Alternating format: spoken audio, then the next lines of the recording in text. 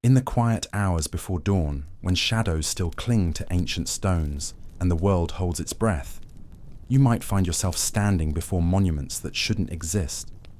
Structures so massive, so precisely cut, so impossibly old that they seem to whisper secrets from a time we're not supposed to remember.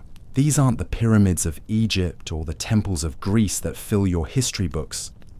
These are the forgotten giants, the impossible megaliths, the stone witnesses to civilizations that vanished beneath the waves of the greatest catastrophe our planet has ever known. What if I told you that scattered across every continent, hidden in jungles, buried beneath desert sands, and resting on windswept plains, lie the remnants of structures that predate everything we think we know about human civilization? What if these monuments, carved from stones weighing hundreds of tons and fitted together with surgical precision, were built not by primitive peoples with crude tools, but by an advanced global civilization that thrived before a great flood swept it all away? Tonight, we're going to explore the evidence. We'll walk among stones that shouldn't have been possible to move, examine carvings that repeat across oceans and continents, and piece together the fragments of a lost world that mainstream archaeology would rather you didn't think too hard about. Because once you see the patterns, once you understand what these monuments are really telling us, you'll never look at ancient history the same way again. From the floating stones of Japan to the underwater walls off Syria, from the precisely cut blocks of Peru to the astronomical alignments of Turkey, we're about to discover that our ancestors were far more advanced than we've been taught, and that their greatest achievements were buried not just by time, but by water. Catastrophic, world-changing water that rose so fast and so high that entire civilizations vanished in what must have felt like the blink of an eye.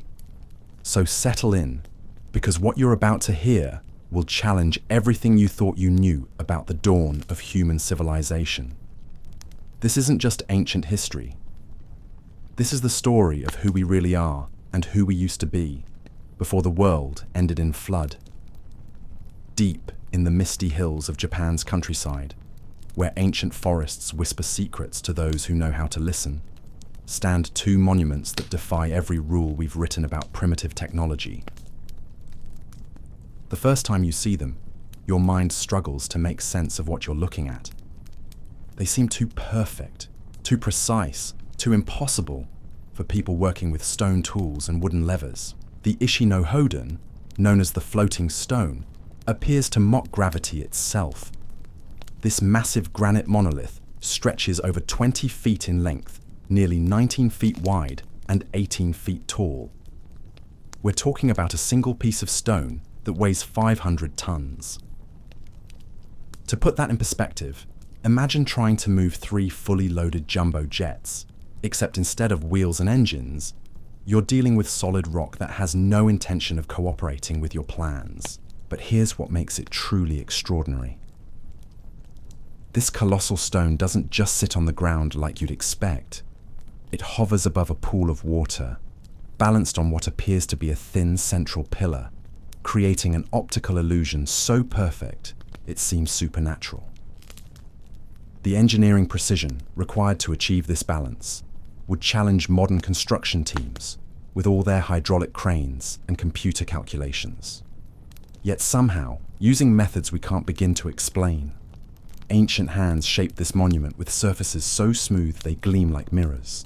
When you run your fingers along these surfaces, you feel cuts so clean and angles so exact that modern stonemasons shake their heads in disbelief. These aren't the rough chisel marks you'd expect from primitive tools. These are machine-perfect edges that would make today's precision manufacturers envious. The granite itself is one of Earth's hardest stones, resistant to weathering and incredibly difficult to work, even with modern diamond-tipped tools. Yet here it sits, carved with a finesse that speaks of knowledge and techniques we've somehow lost to time. Not far away stands another enigma that raises even more questions. The Masuda no Iwafune, or rock ship of Masuda, presents a sight that stops visitors in their tracks. This enormous granite boulder, stretching 36 feet long and 26 feet wide, rises nearly 16 feet into the air. But it's not just the size that captures attention. It's the purpose behind its shape that puzzles archaeologists and historians. Carved into the granite surface are symmetrical grooves and rectangular indentations, cut with mathematical precision.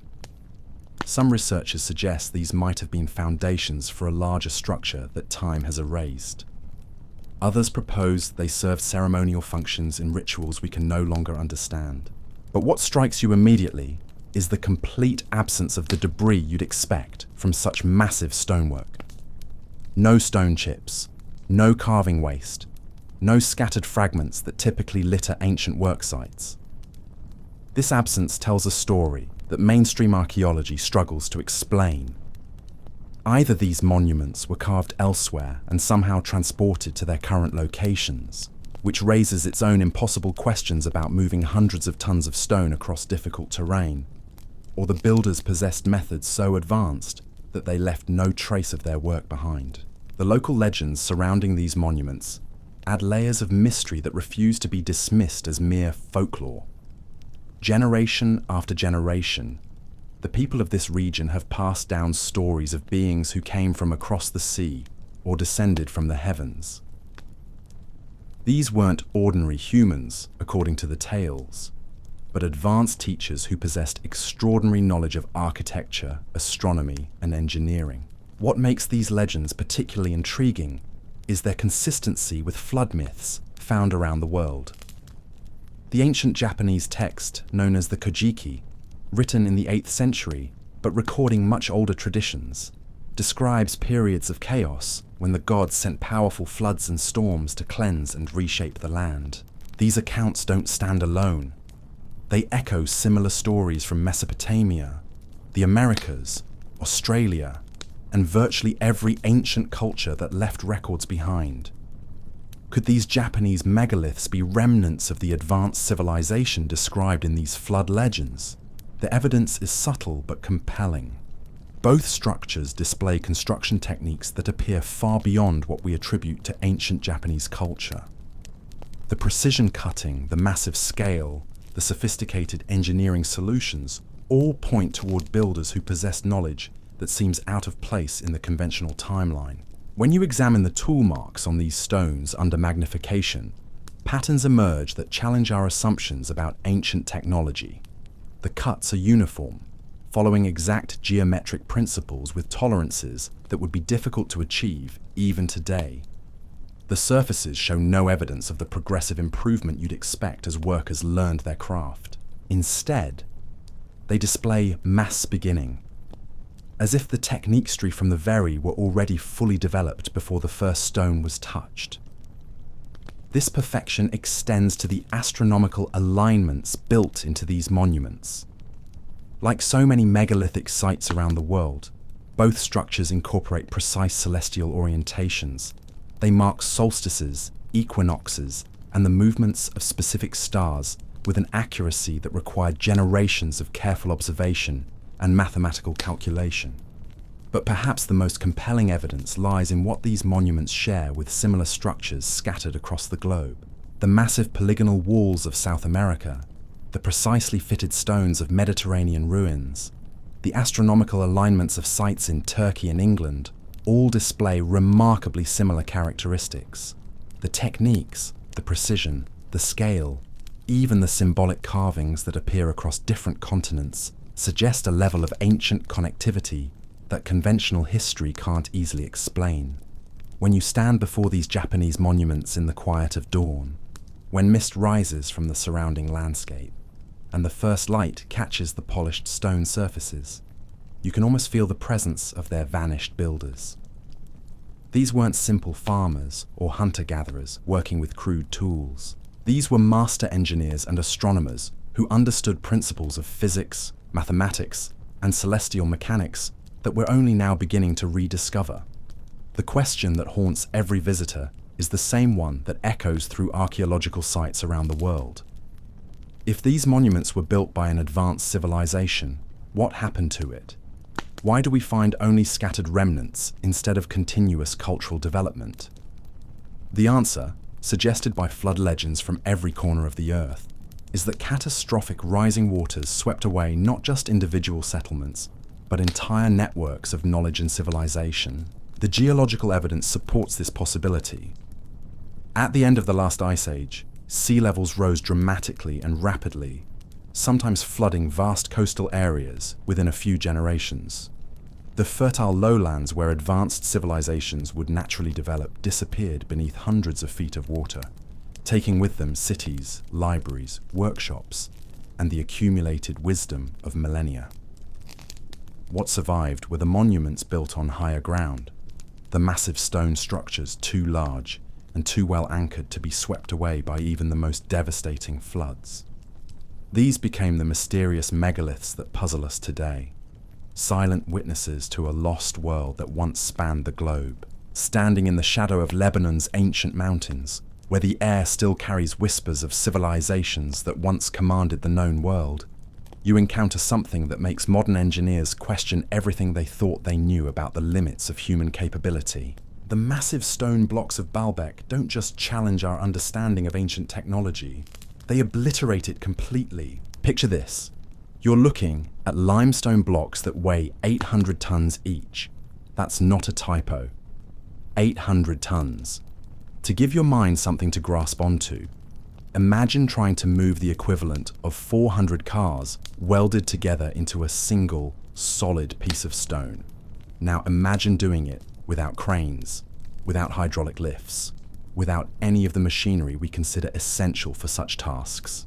And then imagine not just moving these blocks, but lifting them 20 feet into the air and positioning them with such precision that you can't slip a piece of paper between their joints.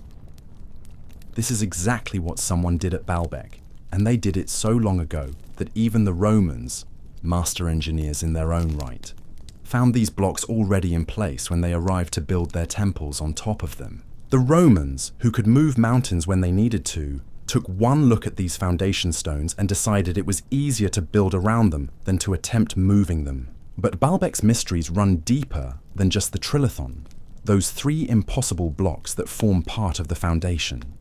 In the quarry nearby lies another stone that pushes the boundaries of believability even further.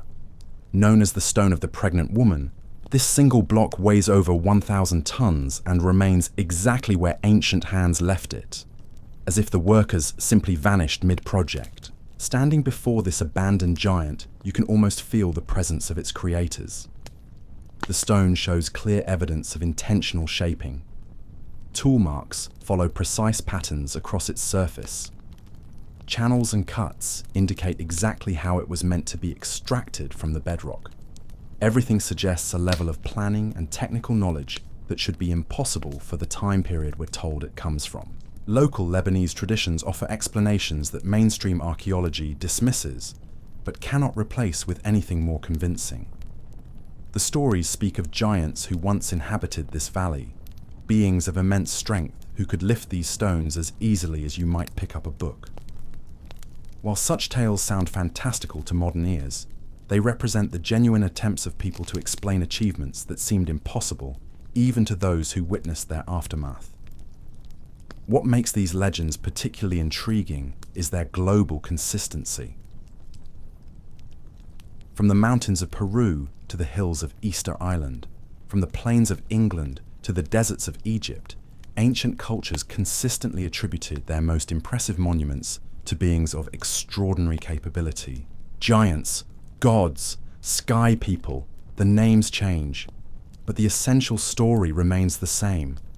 Advanced beings came, built impossible structures, then vanished, leaving only their stone achievements and the bewildered memories of those who came after. The precision of Baalbek's stonework tells us something crucial about its builders. These weren't people gradually learning their craft through trial and error. The techniques displayed here represent mastery from the very beginning, as if the knowledge arrived fully formed rather than developing over time. The cutting edges are laser straight. The angles are mathematically perfect. The surfaces are polished to a mirror finish that reflects light with crystalline clarity. Modern attempts to recreate even small portions of this work have met with limited success despite all our technological advantages.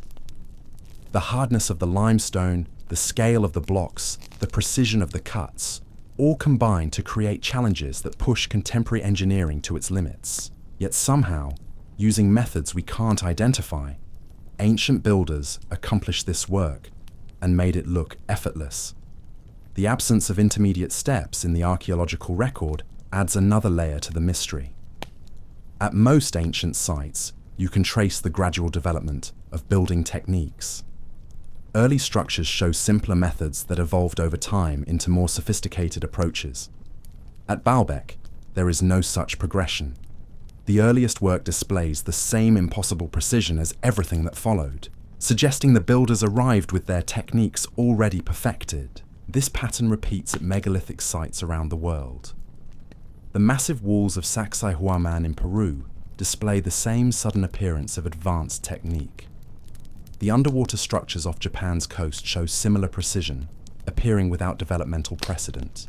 The dolmens of Europe, the moai of Easter Island, the earthworks of North America, all share this characteristic of advanced knowledge appearing fully formed rather than gradually developing.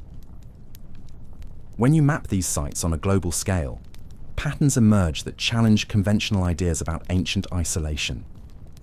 Similar construction techniques appear on different continents separated by vast oceans. Identical astronomical alignments mark solstices and equinoxes with precision that required sophisticated mathematical understanding. Symbolic motifs repeat across cultures that supposedly had no contact with each other. The handbag symbol, for instance, appears carved into stone at sites from Turkey to Central America. Spirals and geometric patterns show up in locations as diverse as Ireland and New Zealand. Serpent imagery winds through the mythology and monuments of cultures separated by thousands of miles of ocean. Such consistency suggests either remarkable coincidence or some form of shared cultural heritage that predates our conventional timeline. The astronomical alignments built into these monuments reveal another aspect of their builders' sophistication. These aren't crude attempts to mark seasonal changes. They represent precise calculations that track complex celestial cycles spanning decades or even centuries. The builders clearly possessed advanced knowledge of mathematics, astronomy, and engineering that we typically associate with much later periods of human development. At Baalbek, the temple complex incorporates alignments that mark not just solstices and equinoxes, but the rising and setting positions of specific stars and planets. This required continuous observation over multiple generations, suggesting a stable, long-lived civilization with the leisure and organization necessary for such extended scientific projects. The acoustic properties of these ancient sites provide another clue to their builders' advanced understanding. Many megalithic structures display remarkable sound qualities that seem intentionally designed. Chambers that amplify whispers into clear speech. Galleries that create perfect echoes at specific frequencies. Spaces that resonate with human vocal ranges in ways that enhance chanting or ceremonial music. This acoustic engineering requires sophisticated knowledge of physics and mathematics. The builders had to understand how sound waves behave in enclosed spaces, how different materials affect resonance, and how to shape stone chambers to achieve desired acoustic effects. Such knowledge speaks to a level of scientific understanding that conventional archaeology struggles to accommodate within its timeline. The question that haunts every serious study of these monuments is the same one that echoes through archaeological sites worldwide. If ancient peoples possessed such advanced knowledge and capabilities, what happened to it? Why do we see only scattered remnants instead of continuous technological development? Why did humanity apparently forget techniques that produced results we can barely match today?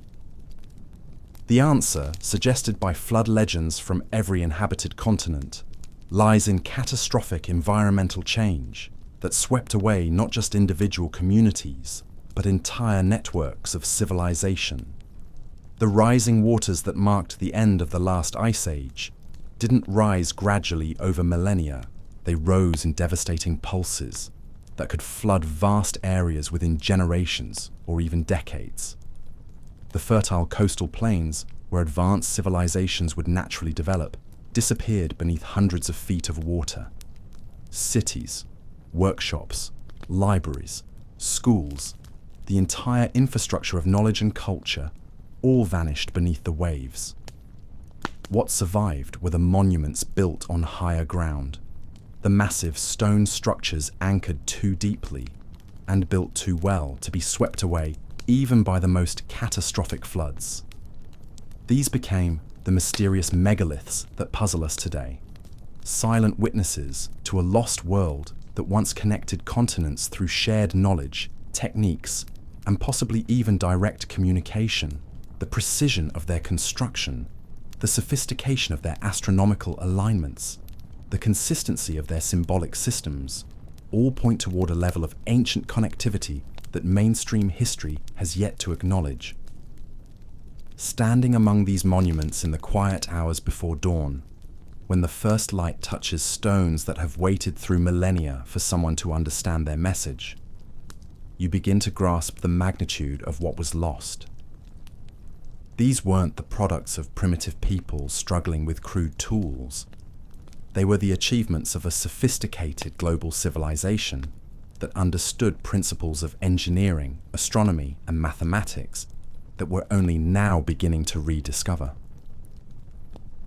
The flood didn't just end individual cultures. It broke the connections between them, fragmenting a worldwide network of knowledge and leaving only scattered pieces for us to find and wonder about. The megalithic monuments that survived stand as proof that our ancestors achieved far more than we've given them credit for, and lost far more than we've dared to imagine. The mysteries deepen as we journey to the remote highlands of Peru, where the thin air at 12,000 feet above sea level seems to whisper secrets that conventional archaeology refuses to hear. Here, in the shadow of snow-capped peaks that have witnessed the rise and fall of countless civilizations, stands a fortress that shouldn't exist according to everything we think we know about ancient capabilities. Sacsayhuaman.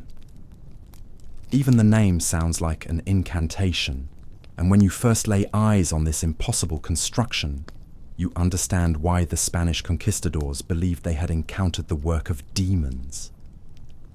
These aren't just big stones stacked on top of each other. These are architectural impossibilities that mock our assumptions about what people with supposedly primitive tools could achieve. The walls rise before you like frozen tsunamis of stone, each block weighing anywhere from 200 to 300 tons. But it's not the weight that stops your breath. It's the precision. These massive limestone giants fit together with tolerances that would challenge modern machinery. The joints between them are so perfect, so mathematically exact, that you literally cannot insert a razor blade into the gaps. But here's what should make your mind reel. These aren't simple rectangular blocks that any competent mason might eventually figure out how to fit together. Each stone has been carved into complex, irregular shapes with multiple angles and curves. Some blocks have 12 distinct faces, each one shaped to match exactly with its neighbors. The mathematical calculations required to achieve this would challenge today's computer-aided design systems. Standing before these walls, you realize you're looking at a three-dimensional puzzle of staggering complexity. Every stone is unique, carved to fit one specific position and no other. Remove any single block and the entire section would collapse. This isn't construction. This is stone sculpture on a scale that defies comprehension. The builders didn't just solve the puzzle of fitting these irregular megaliths together. They did it using stones quarried miles away across treacherous mountain terrain. The limestone came from quarries located over 20 miles distant, which means somehow, using methods we can't begin to explain, ancient engineers moved individual stones weighing as much as modern locomotives across valleys, up mountainsides, and through terrain that would challenge today's heavy transport equipment. Local Quechua traditions offer explanations that sound mythical until you're standing face to face with the evidence. The stories speak of a plant that could soften stone, making the massive blocks as malleable as clay. They tell of sounds, specific frequencies that could make stones levitate and float into position. They describe the Viracochas, divine teachers who possessed knowledge that seemed magical to ordinary humans. These aren't just colourful folklore invented to entertain tourists. These are serious attempts by indigenous peoples to explain achievements that seemed impossible even to those who claimed the builders as ancestors. The oral traditions consistently describe techniques that sound like advanced technology disguised in mythological language. But Sacsayhuaman isn't an isolated anomaly. Travel northwest through Peru's Sacred Valley, and you encounter Ollantaytambo, where the mystery deepens even further. Here stands the wall of the 6 monoliths, 6 massive pink granite blocks that rise like ancient guardians against the mountainside. Each one weighs approximately 50 tons and displays the same impossible precision fitting we saw at Sacsayhuaman. The twist that should make archaeologists lose sleep is this. These granite blocks didn't originate anywhere near their current location. Geological analysis traces their source to quarries located 4 miles away across a deep valley on the opposite side of a raging river. Think about what this means. Ancient builders somehow extracted 50-ton blocks from solid granite, transported them down one mountainside, across a river valley, and up another mountainside to their final positions. Even today, with our heavy machinery and engineering expertise, this would be a challenging project requiring careful planning, specialized equipment, and probably a few nervous breakdowns along the way. Yet somehow, using techniques that left no archaeological trace, ancient hands accomplished this feat and made it look effortless. The precision of the stonework tells us something crucial about the builder's capabilities. When you examine these blocks under magnification, you find tool marks that display characteristics we associate with machine work rather than hand tools. The cuts are uniform, following exact geometric principles with tolerances measured in fractions of millimeters. The surfaces show evidence of techniques that could polish granite to mirror finishes. This level of precision appears suddenly in the archaeological record without any developmental progression. There are no examples of gradually improving technique, no intermediate steps showing builders learning their craft through trial and error. The earliest work displays the same impossible perfection as everything that followed, suggesting the knowledge arrived fully formed rather than developing over time. The pattern extends beyond Peru to megalithic sites around the world. In the Mediterranean, off the coast of Syria, underwater archaeological teams have discovered massive limestone blocks, forming walls beneath the waves. These submerged structures display the same precision fitting, the same massive scale, the same sudden appearance of advanced technique without developmental precedent. The Phoenician island of Arwad conceals beneath its surrounding waters stone blocks that mirror the construction methods we see in Peru.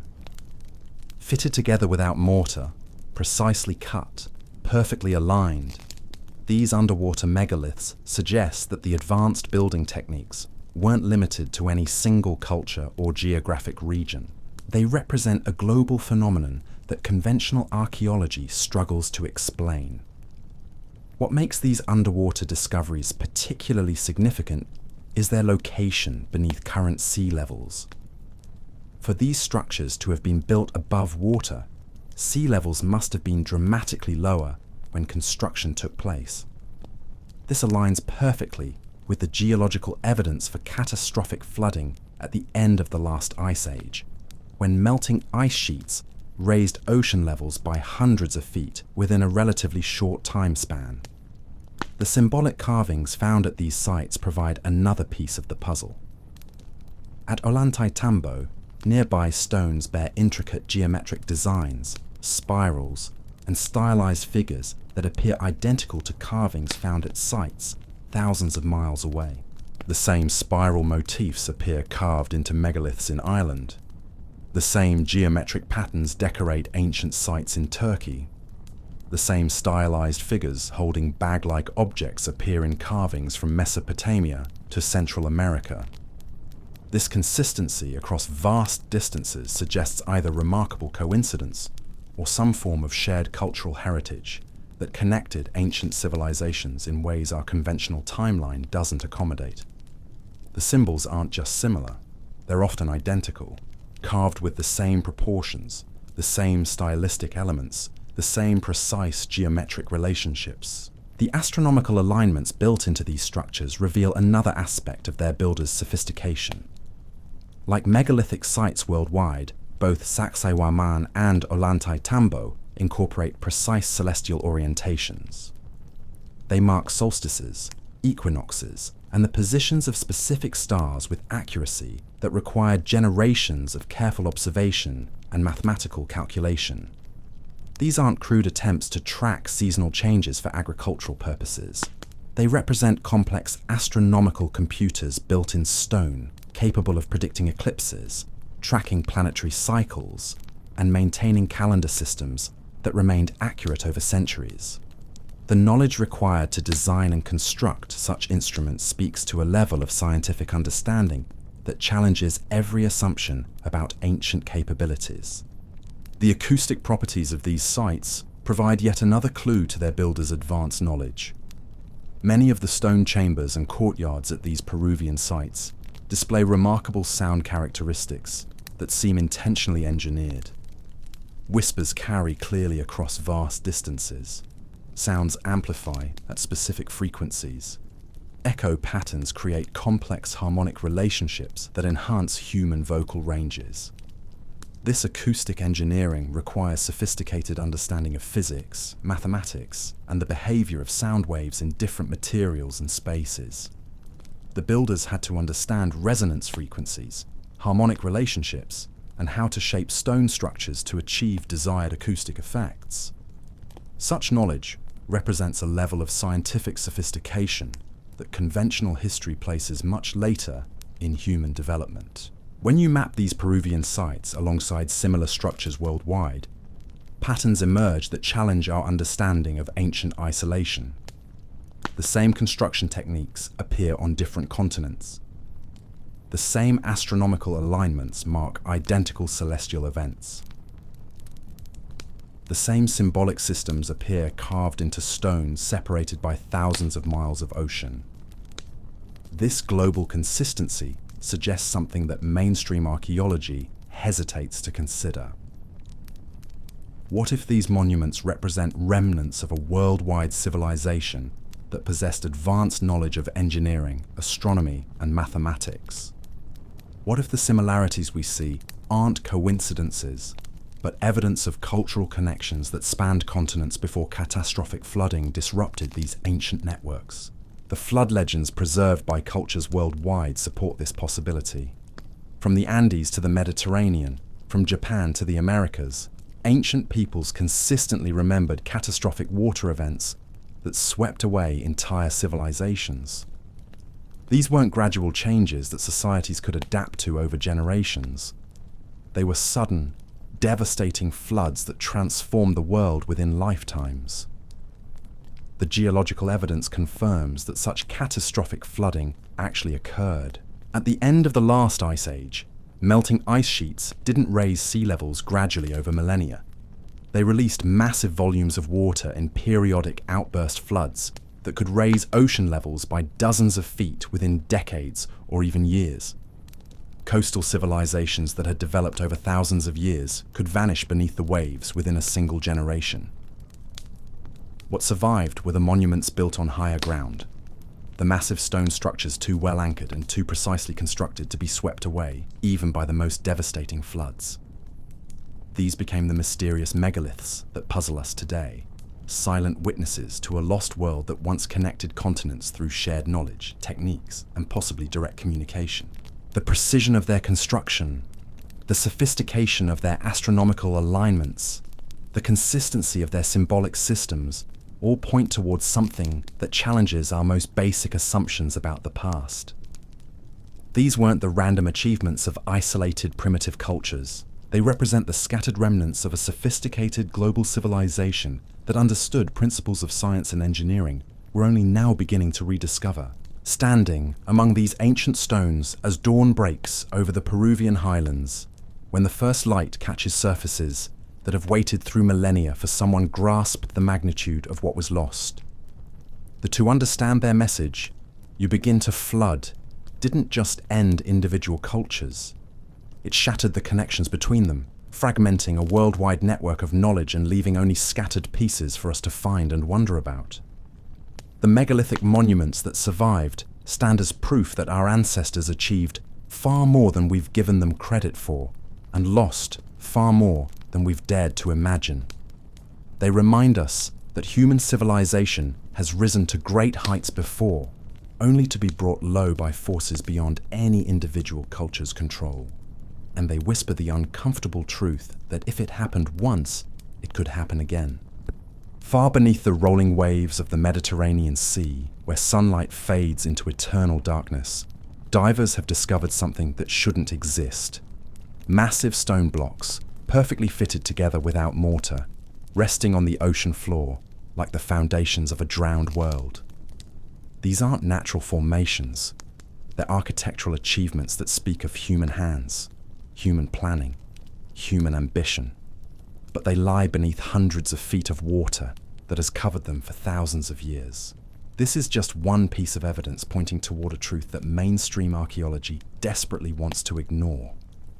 That before the Great Flood swept across our planet at the end of the last ice age, there existed a global civilization capable of achievements that make our modern engineering marvels look primitive by comparison.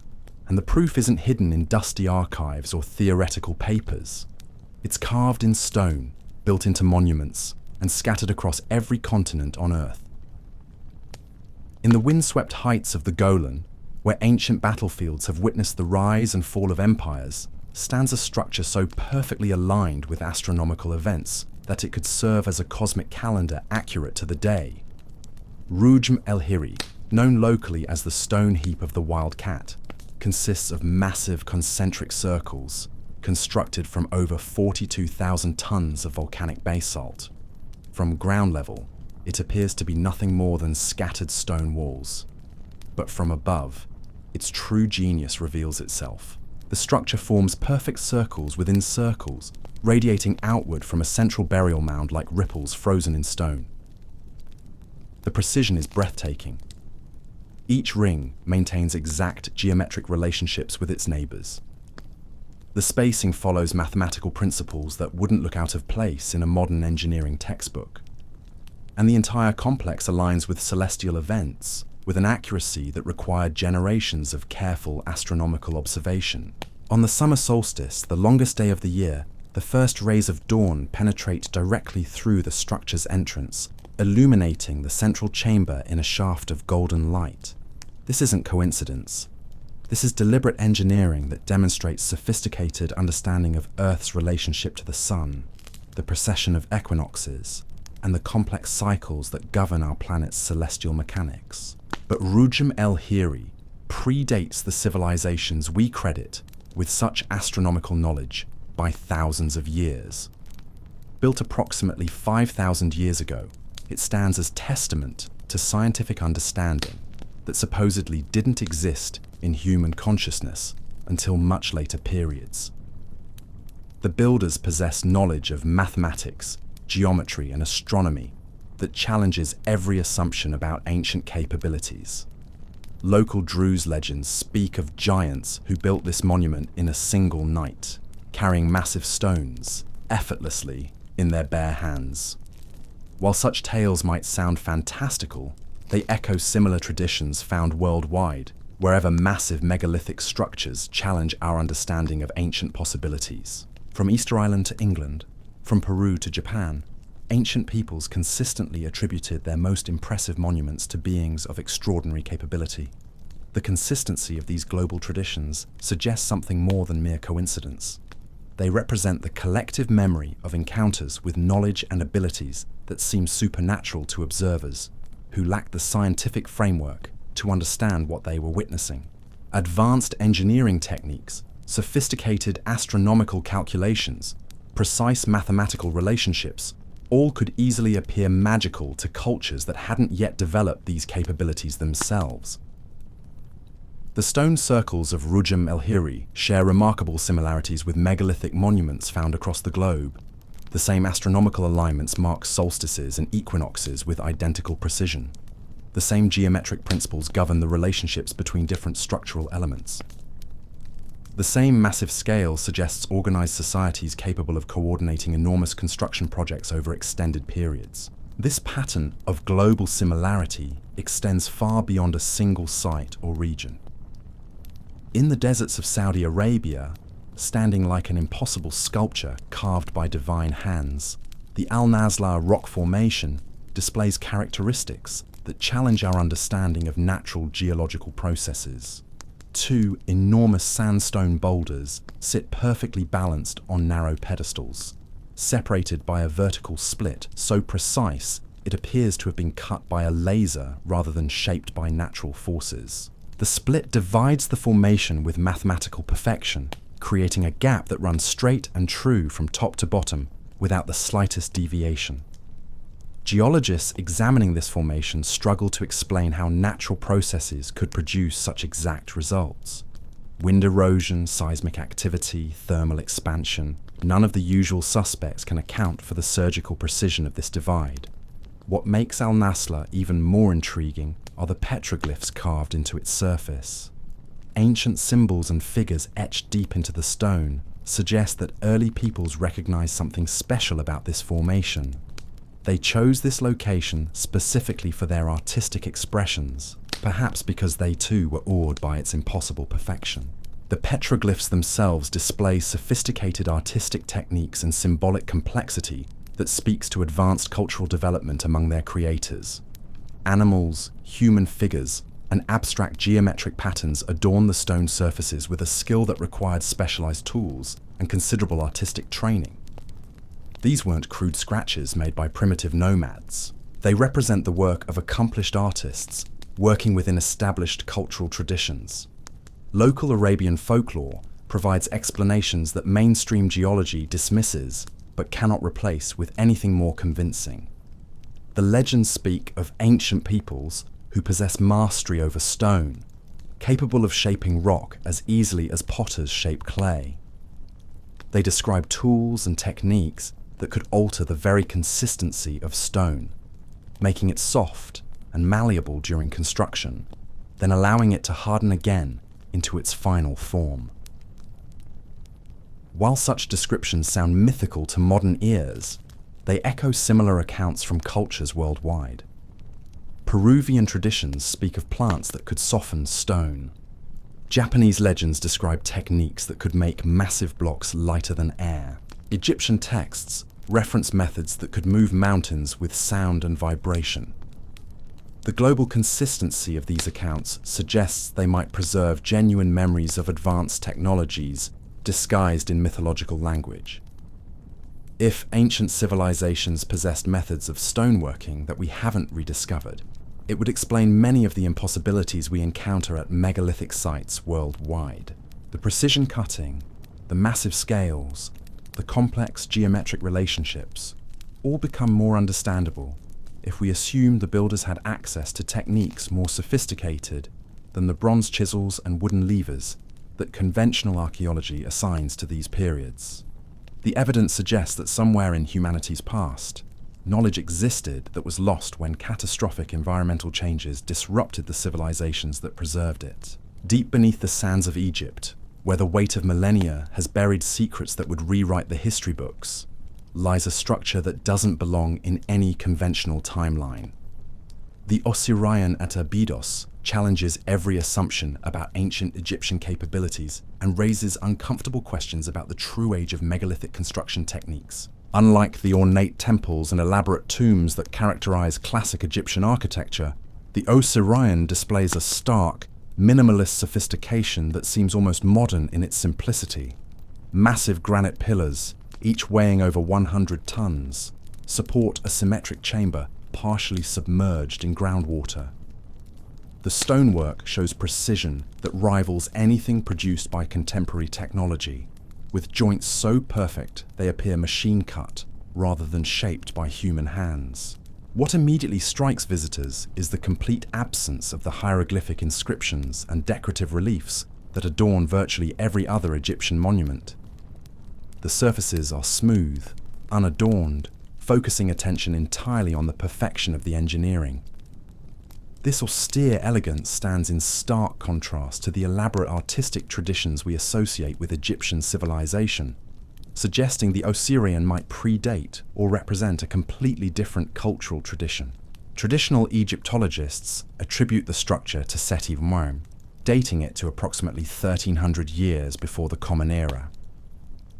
But the evidence supporting this attribution is surprisingly thin, based primarily on the structure's proximity to Seti's temple, rather than definitive archaeological proof.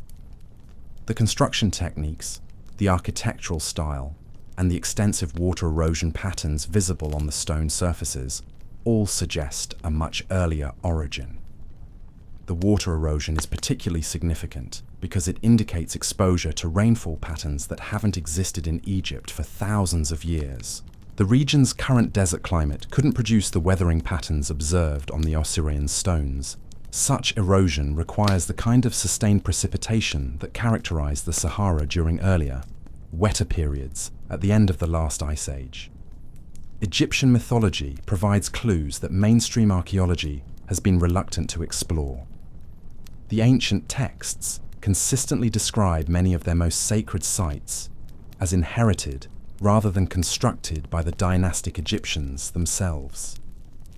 They spoke of receiving these monuments from a much older civilization, one they associated with the Neteru, divine beings who ruled Egypt in a golden age before recorded history began. The pyramid texts and other ancient sources describe the Shemsu Hor, followers of Horus, as semi-divine rulers who governed Egypt for thousands of years before the first pharaoh.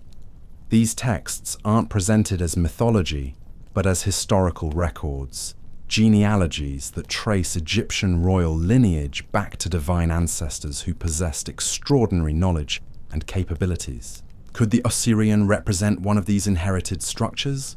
A remnant of the advanced civilization described in Egypt's oldest texts? The architectural evidence supports this possibility. The construction techniques displayed in the Osirian appear fully developed without any evolutionary progression in the archaeological record. There are no examples of gradually improving stonework leading up to this level of sophistication. This pattern of sudden technical mastery appears at megalithic sites worldwide. The same precision cutting that characterizes the Osirian can be found in Peru's ancient walls, Turkey's earliest temples, and Lebanon's massive foundation blocks. The techniques seem to appear simultaneously across different cultures, without the gradual development we'd expect if each civilization independently discovered these methods. The acoustic properties of the Osirian add another layer to its mystery. The chamber displays remarkable sound characteristics that seem intentionally designed. Voices carry with unusual clarity, creating resonance patterns that enhance human speech and chanting. This acoustic engineering requires sophisticated understanding of physics and mathematics, knowledge that conventional timelines place much later in human development. When you descend into the Osirian's flooded chambers, where ancient stones reflect in dark waters that have filled the structure for millennia, you experience something that transcends mere archaeology. The precision of the construction, the mathematical perfection of the proportions, the sophisticated engineering solutions, all combine to create an overwhelming sense that you're in the presence of knowledge that exceeds anything we attribute to the ancient world. The structure's alignment with astronomical events provides additional evidence of its builders' advanced capabilities. Like megalithic sites worldwide, the Osirian incorporates precise celestial orientations that mark significant points in Earth's relationship with the sun, moon, and stars. These alignments require generations of careful observation and mathematical calculation, suggesting a stable, long-lived civilization with the resources and organization necessary for extended scientific projects. The flooding that currently fills the Osirian's chambers may itself provide clues about its true age and the fate of its builders. If the structure was originally designed to be above water, its current submerged state indicates dramatic changes in local water levels since its construction. Such changes could result from the same catastrophic flooding that raised sea levels worldwide at the end of the last ice age. The geological evidence for this global flooding event is overwhelming. Melting ice sheets didn't raise ocean levels gradually over millennia. They released massive volumes of water in periodic outburst floods that could transform entire continents within decades or even years. Coastal civilizations that had developed over thousands of years could vanish beneath the waves within a single generation.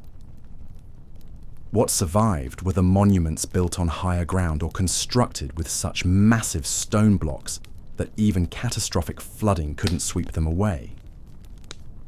These became the mysterious megaliths that puzzle us today, silent witnesses to a lost world that once connected continents through shared knowledge, techniques, and possibly direct communication. The Osirian's current state, partially submerged and partially exposed, captures this transition perfectly. It stands as a monument to both achievement and loss, demonstrating the heights that ancient civilizations could reach while reminding us how quickly such achievements could disappear beneath rising waters. Standing in its flooded chambers, where the echo of your footsteps mingles with the gentle lapping of water against ancient stone, you begin to understand that you're not just visiting an archaeological site. You're standing in a survivor's shelter, one of the few structures massive enough and well built enough to withstand the catastrophe that swept away the civilization that created it. The precision of its construction speaks to knowledge and capabilities that we've only recently begun to match. The sophistication of its acoustic and astronomical properties reveals scientific understanding that challenges our most basic assumptions about ancient limitations, and its current flooded state whispers the story of catastrophic change that transformed our world and erased most traces of the advanced civilizations that once flourished here. The evidence scattered across our planet tells a story that mainstream archaeology struggles to acknowledge. From the underwater ruins off Japan's coast to the massive foundations beneath Roman temples, from the precision-cut blocks of Peru to the astronomical computers built in European stone circles, the remnants of an advanced global civilization lie hidden in plain sight, waiting for us to recognize what we're really looking at. These aren't the random achievements of isolated primitive cultures, stumbling toward occasional moments of inspiration. They represent the scattered fragments of a sophisticated worldwide network that understood principles of engineering, astronomy, and mathematics that we're only now beginning to rediscover. The flood didn't just end individual societies, it shattered the connections between them, leaving only isolated pieces of a puzzle that once spanned the globe. But the flood wasn't just a single catastrophic event. It was the beginning of humanity's greatest cover-up, one that has hidden the truth about our origins for over 10,000 years. And now, as we peel back the layers of sand and sediment that have buried our past, we're discovering that the monuments left behind tell a story so extraordinary, so challenging to everything we've been taught, that it threatens to rewrite human history itself. In the Emerald Hills of Ireland, where mist clings to ancient stones like the breath of forgotten gods, stands a monument that predates the pyramids by nearly 1,000 years. Newgrange isn't just old, it's impossibly old, built when most of human civilization supposedly consisted of scattered hunter-gatherer tribes struggling to master fire and stone tools. Yet here, rising from the Irish countryside like a grass-covered mountain, sits a structure that demonstrates astronomical knowledge so precise it makes modern observatories seem crude by comparison. This isn't a simple burial mound thrown together by primitive farmers.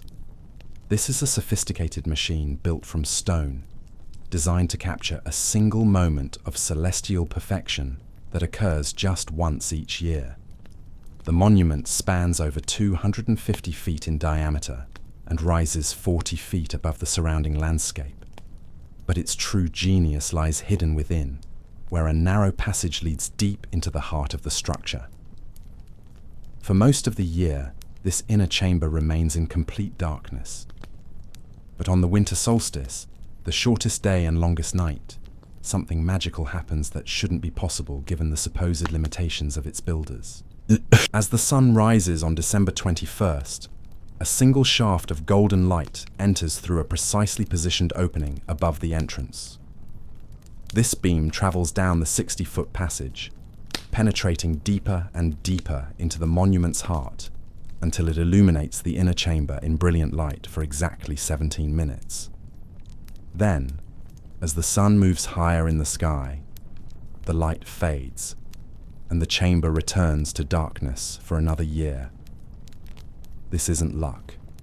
This isn't coincidence.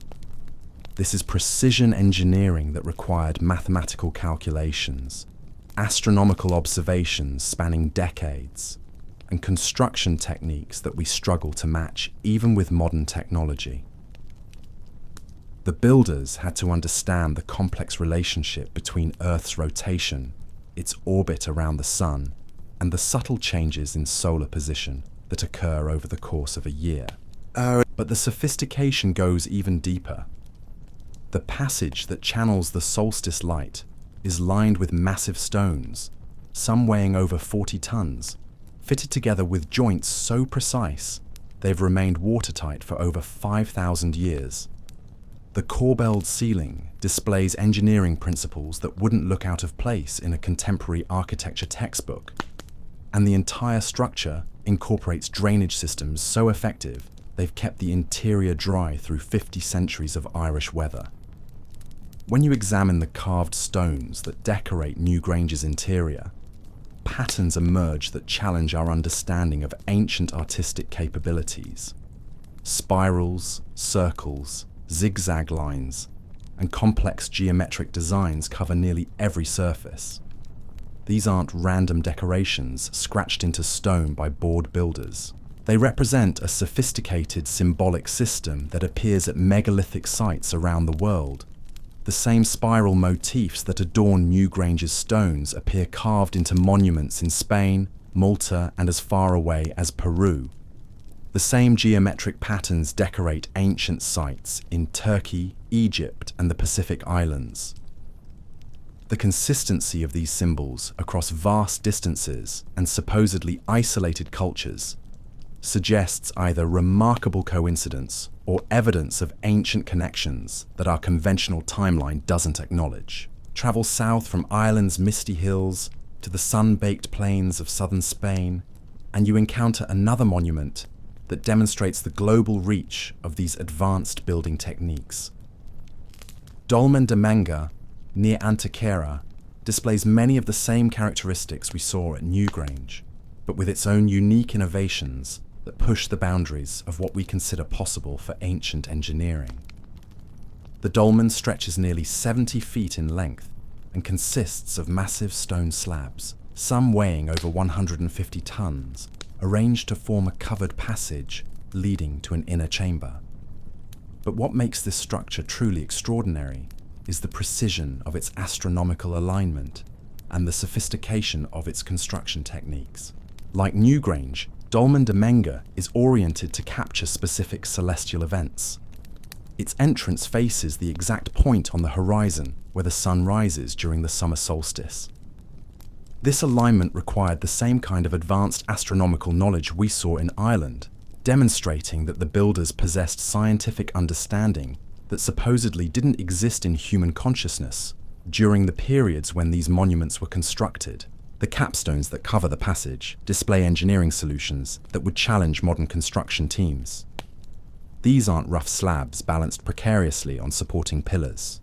They're carefully shaped blocks that distribute weight according to precise mathematical principles, creating structures stable enough to survive earthquakes and weather extremes that have toppled more recent buildings. When you examine the tool marks on these Spanish megaliths, you find evidence of cutting techniques that seem impossible given the bronze and stone implements supposedly available to their builders.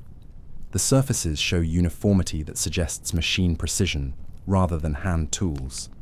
The edges display mathematical straightness that required measuring instruments we don't associate with prehistoric cultures.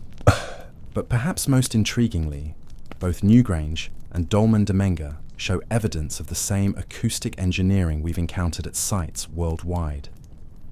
The chambers amplify sound in specific ways, creating resonance patterns that enhance human voices at particular frequencies. Whispers carry clearly from one end of the structures to the other. Chanting creates harmonic effects that seem designed to alter consciousness or induce trance states. This acoustic sophistication requires understanding of physics principles that conventional history places much later in human development.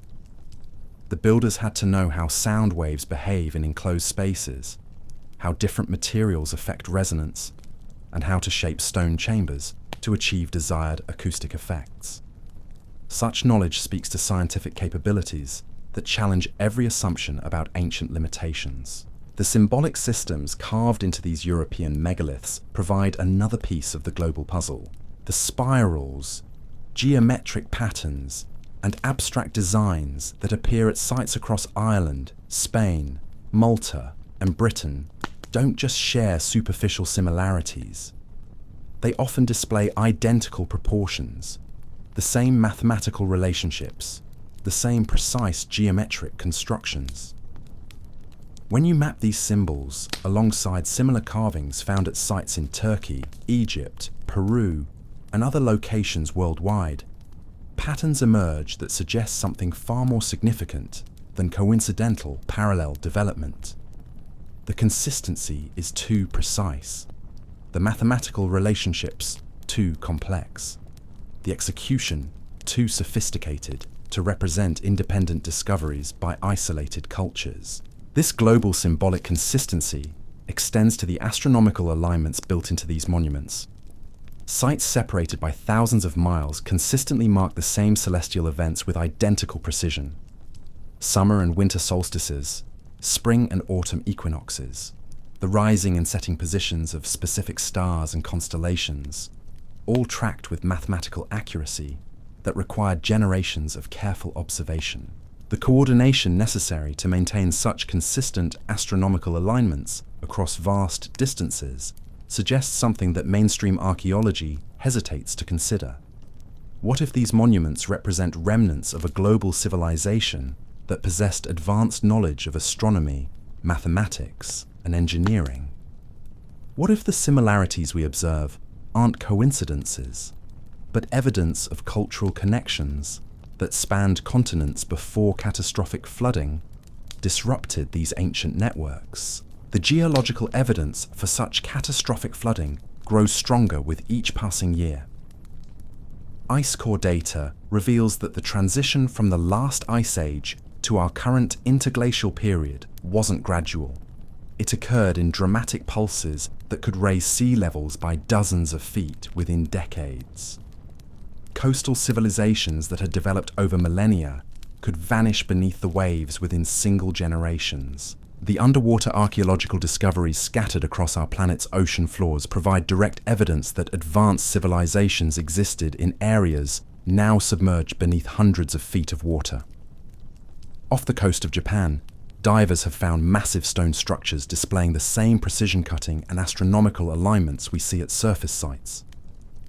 Near India's shores, underwater ruins suggest sophisticated urban planning that rivals anything produced by recognized ancient civilizations. These submerged monuments couldn't have been built underwater. They represent the remnants of land-based civilizations that were flooded when sea levels rose catastrophically at the end of the last ice age. The fertile coastal plains where advanced societies would naturally develop disappeared beneath the waves, taking with them cities, libraries, workshops, and the accumulated knowledge of millennia. What survived were the monuments built on higher ground, the massive stone structures too well anchored and too precisely constructed to be swept away even by the most devastating floods. These became the mysterious megaliths that puzzle us today, silent witnesses to a lost world that once connected continents through shared knowledge and possibly direct communication. The evidence becomes even more compelling when we examine sites that seem to bridge the gap between the pre-flood and post-flood worlds. In southeastern Turkey, where the rolling hills conceal secrets that challenge our most basic assumptions about the dawn of civilization, archaeologists have uncovered something that shouldn't exist according to conventional timelines. Göbekli Tepe, meaning Potbelly Hill in Turkish, appears unremarkable from a distance. Rolling farmland stretches to the horizon, broken only by gentle rises that suggest nothing more extraordinary than good grazing land. But beneath this pastoral surface lies a complex that predates Stonehenge by 7,000 years, and the Great Pyramid by over 6,000. The site consists of massive circular enclosures, built from limestone pillars that tower up to 18 feet in height, and weigh as much as 20 tons each. These aren't crude standing stones roughly positioned according to primitive planning. They're precisely carved T-shaped columns decorated with intricate reliefs of animals, symbols, and abstract designs executed with artistic skill that rivals anything produced by much later civilizations. What makes Göbekli Tepe truly extraordinary is its age. Radiocarbon dating places its construction at approximately 11,500 years ago, during a period when mainstream archaeology insists human societies consisted entirely of small hunter-gatherer bands incapable of monumental construction projects. Yet here stands proof that our ancestors possessed organizational capabilities, engineering knowledge, and artistic sophistication that we've dramatically underestimated. The animal carvings that decorate Göbekli Tepe's pillars display naturalistic detail that speaks to careful observation and advanced artistic techniques. Lions, foxes, vultures, serpents, and wild boars appear in lifelike poses that capture not just their physical characteristics, but their behavioral essence. These aren't stylized representations created by artists working from cultural memory. They're portraits carved by people who knew these animals intimately. But it's the symbolic elements among these carvings that provide the most intriguing clues about Göbekli Tepe's builders and their possible connections to the global megalithic tradition. Among the animal figures and abstract designs appears a motif that should make anyone familiar with ancient monuments around the world stop and stare. Carved into one of the pillars is the unmistakable image of a figure holding what appears to be a handbag or small rectangular object. This handbag symbol appears at ancient sites across the globe, from Mesopotamian reliefs to Central American carvings, from Easter Island petroglyphs to Assyrian palace decorations.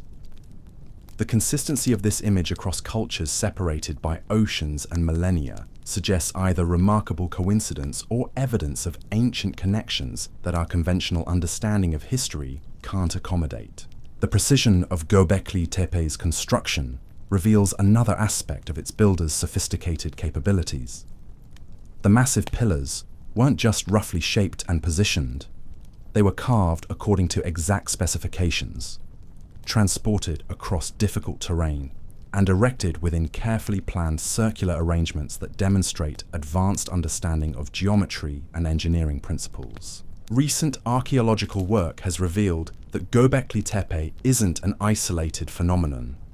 Scattered across the same region of Turkey are similar sites displaying the same architectural styles, the same symbolic systems, and the same evidence of advanced capabilities appearing suddenly in the archaeological record without developmental precedent. Karahan Tepe, located about 25 miles from Göbekli Tepe, features similarly massive pillars and circular enclosures that mirror the original site's construction techniques. The discovery of these related sites suggests that what we're seeing isn't the work of a single isolated community, but evidence of a broader cultural movement or network that possessed shared knowledge, techniques, and symbolic systems. The builders of these monuments weren't primitive hunter-gatherers, stumbling toward occasional moments of inspiration. They represented a sophisticated civilization with the organizational capabilities necessary to coordinate massive construction projects across considerable distances. But perhaps the most intriguing aspect of Göbekli Tepe and its sister sites is what happened to them. After centuries, or possibly millennia of use, these monuments were deliberately buried under carefully placed layers of earth and rubble. This wasn't natural sedimentation or accidental covering. It was intentional preservation, as if the builders or their successors wanted to protect these sites for future discovery. The deliberate burial of Göbekli Tepe occurred around 8000 BCE, roughly coinciding with the period when geological evidence indicates the most dramatic sea level rises of the post-glacial flooding period. Could this timing be coincidental, or does it suggest that the builders recognized approaching catastrophe and took measures to preserve their most important monuments? The astronomical alignments built into Göbekli Tepe provide another clue about its builders' advanced knowledge. Like megalithic sites worldwide, the enclosures are oriented to mark significant celestial events. The positions of the pillars, the orientations of the circular arrangements, the sight lines between different structures, all incorporate precise astronomical relationships that required generations of careful observation and mathematical calculation. This astronomical sophistication appears fully developed from the earliest construction phases without any evidence of gradual development or experimental stages.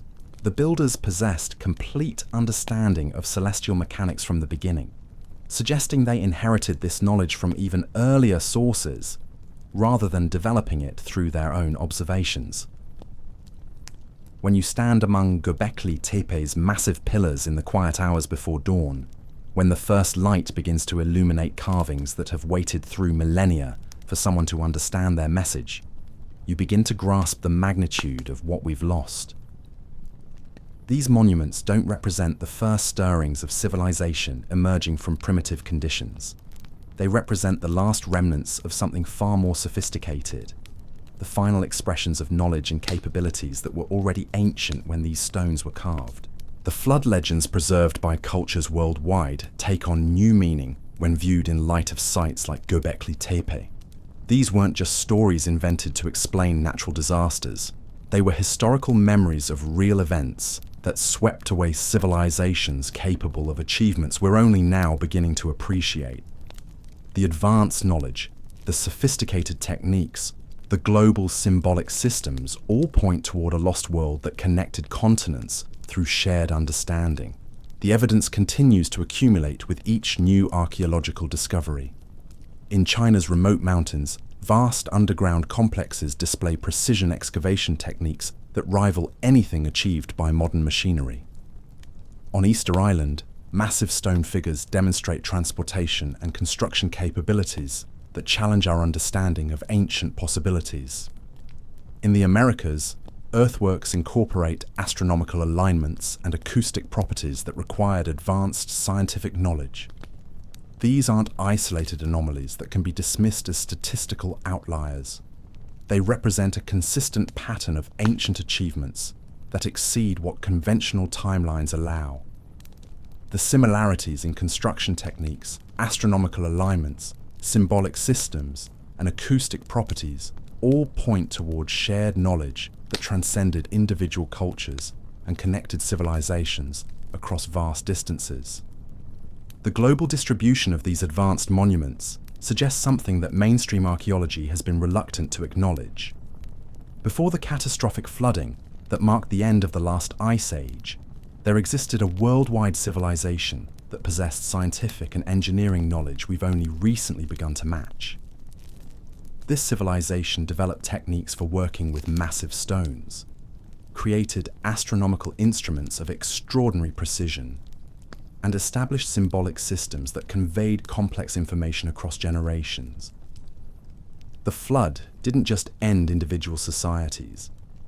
It shattered the networks that connected them, breaking apart a global system of knowledge and leaving only scattered fragments for us to find and puzzle over. The monuments that survived stand as proof that human civilization has achieved remarkable heights before, only to be brought low by forces beyond any individual culture's ability to control. As we continue to uncover new evidence and develop better techniques for studying these ancient sites, the picture becomes clearer. Our ancestors weren't primitive peoples struggling with crude tools and simple concepts.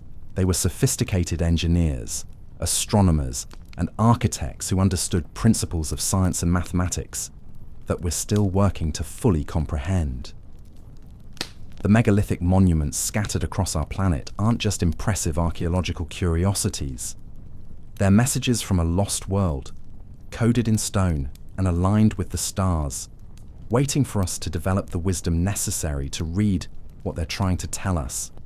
They remind us that human knowledge and capability have risen to extraordinary heights before, and they challenge us to consider what we might achieve if we could rediscover even a fraction of what was lost beneath the rising waters of the Great Flood. Standing before these ancient stones, feeling the weight of millennia pressing down through carved symbols and astronomical alignments that still function with mathematical precision, you begin to understand that we're not the first advanced civilization our planet has known. We're simply the latest in a cycle that has repeated before and may repeat again. Unless we learn to read the warnings our ancestors left carved in stone across every continent on Earth. The truth about our past is written in stone, but we've been taught to look away from the words that matter most. Deep in the Amazon rainforest, where ancient trees guard secrets older than recorded history, indigenous shamans speak of a time before time, when their ancestors possessed knowledge that could move mountains and speak to the stars. They call it the time before the great waters came, and their stories match accounts from every corner of our planet with disturbing precision. What if everything you've been told about human civilization is backwards? What if, instead of slowly climbing from primitive beginnings toward our current technological heights, we're actually the survivors of a great forgetting, descendants of a global civilization so advanced that its scattered remnants still baffle our best engineers today? The evidence isn't hidden in dusty museum vaults or classified government files. It's standing in broad daylight across every continent, waiting for anyone brave enough to connect the dots that conventional archaeology desperately wants to keep separate. Because once you see the pattern, once you understand what these monuments are really telling us, the comfortable story of human progress crumbles like ancient parchment exposed to sudden light. Tonight, we're going to follow that evidence wherever it leads, from the deepest caves carved by unknown hands to the highest mountain peaks where impossible structures wait in silence. We're going to discover that the Great Flood wasn't just a biblical story or mythological metaphor. It was the catastrophe that ended the first golden age of human civilization and buried the proof so deep that we've spent thousands of years crawling back toward knowledge our ancestors took for granted. The survivors of that lost world left us messages encoded in stone and starlight, warnings and wisdom carved into monuments designed to outlast any disaster nature could devise. But these messages aren't written in languages we recognize or symbols that fit comfortably into our textbooks. They're written in the universal language of mathematics and astronomy, in construction techniques so sophisticated they make our modern marvels look like children's toys. Ooh. From the surgical precision of cuts that shouldn't be possible with ancient tools to the acoustic properties that turn stone chambers into resonance machines. From the astronomical alignments that track celestial cycles across millennia to the symbolic systems that appear identical on continents that supposedly never communicated. The evidence builds toward a conclusion that changes everything we thought we knew about who we are and where we came from. But this isn't just ancient history gathering dust in academic journals. This is the story of a cycle that may be preparing to repeat itself as the same forces that once swept away a global civilization gather strength in our rapidly changing world. The monuments left behind by our predecessors aren't just testaments to their achievements. They're warnings about what happens when advanced civilizations forget to respect the natural forces that can reshape continents in the span of a human lifetime. So prepare yourself for a journey that will take you from the flooded ruins beneath our oceans to the mountain peaks where impossible achievements wait in eternal silence. Because the time has come to remember what we've been taught to forget, to see what we've been trained to overlook, and to understand that the greatest archaeological discovery of our time isn't waiting to be found in some distant expedition. It's hiding in plain sight, scattered across the landscape of our supposedly primitive past, waiting for minds open enough to recognize the truth that will change everything. In the vast emptiness of China's remote mountains, where few tourists venture and even fewer archaeologists dare to investigate, lies a discovery so extraordinary that it challenges the very foundation of what we think we know about ancient capabilities. The Longyu Caves stretch beneath the earth like a stone testament to knowledge that shouldn't exist, carved with precision that makes modern engineering achievements seem crude by comparison. These aren't natural caverns worn smooth by water and time. These are artificial chambers excavated from solid rock by human hands working with purpose and skill that defies explanation. 24 enormous rooms have been discovered so far, each one vast enough to house a cathedral, connected by passages that follow mathematical principles. We're only beginning to understand. When you descend into these chambers, the first thing that strikes you isn't their size, though they're certainly massive, it's their perfection. Every surface shows evidence of systematic carving techniques that produced uniformly smooth walls and precisely angled corners. The tool marks follow patterns so regular they could have been made by machines. Yet, they were created during a period when conventional archaeology insists such precision was impossible. The scale of this undertaking staggers the imagination. Researchers estimate that excavating just one of these chambers would require removing over 30,000 tons of solid rock. Multiply that by 24 confirmed chambers, with more likely waiting to be discovered, and you're looking at an engineering project that rivals anything attempted by modern civilization. But here's what should make your spine tingle with recognition. Despite the enormous scope of this construction, despite the millions of tons of rock that had to be removed and transported, archaeologists have found virtually no evidence of the work that created these spaces. No tools, no debris piles, no waste disposal sites, no temporary structures that would have housed the thousands of workers necessary for such a project. It's as if the caves were created by methods so advanced, so clean, so efficient, that they left no archaeological footprint for us to discover. The rock wasn't chipped away piece by piece with crude hammers and chisels.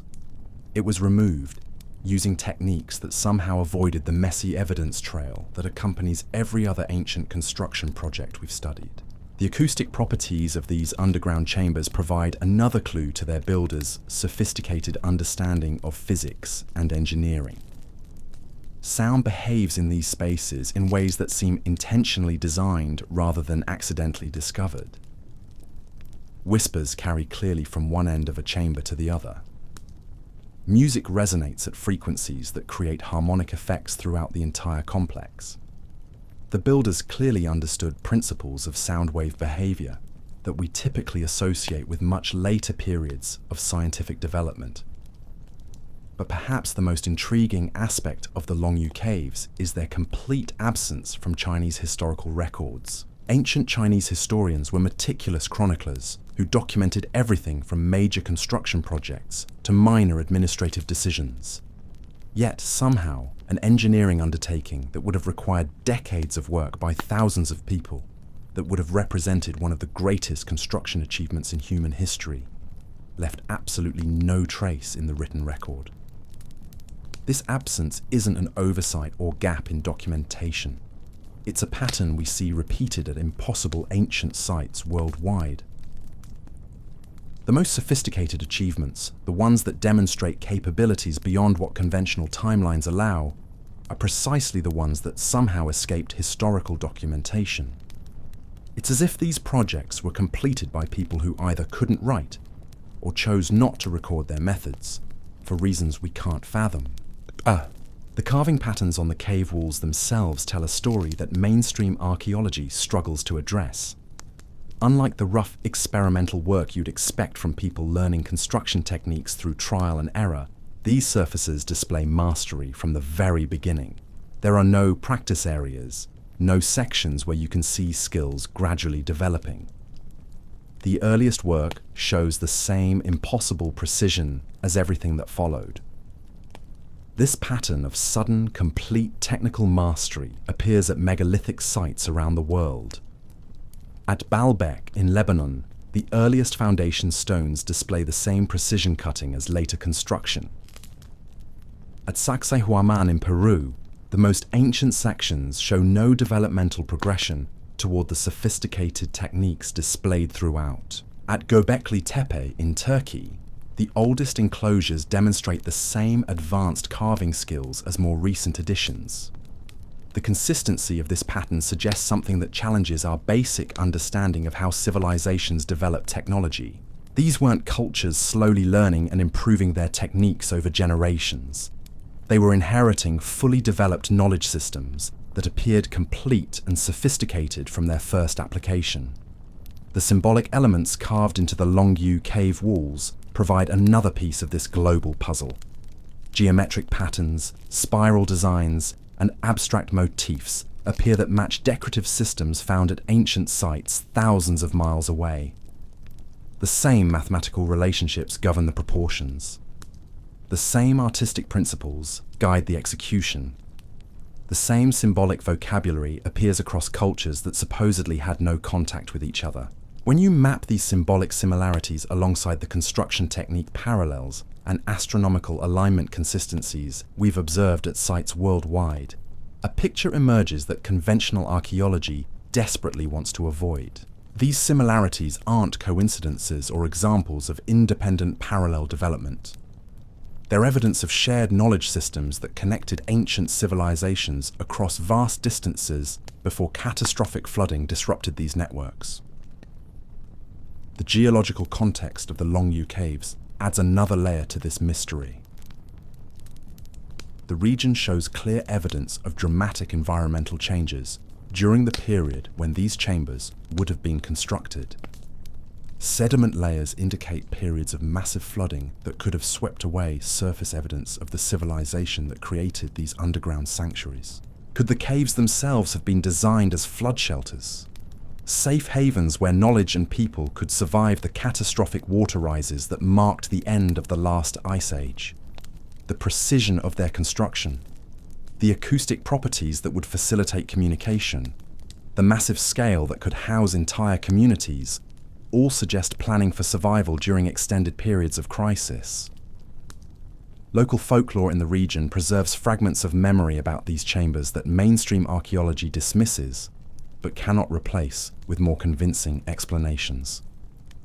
Stories speak of ancient peoples who possessed methods for working stone that seemed magical to later observers, techniques that could soften rock like clay, methods that could excavate vast chambers without creating waste, knowledge that could shape underground spaces with precision that modern machinery struggles to match. These accounts echo similar legends from around the world, wherever impossible ancient constructions challenge our understanding of prehistoric capabilities.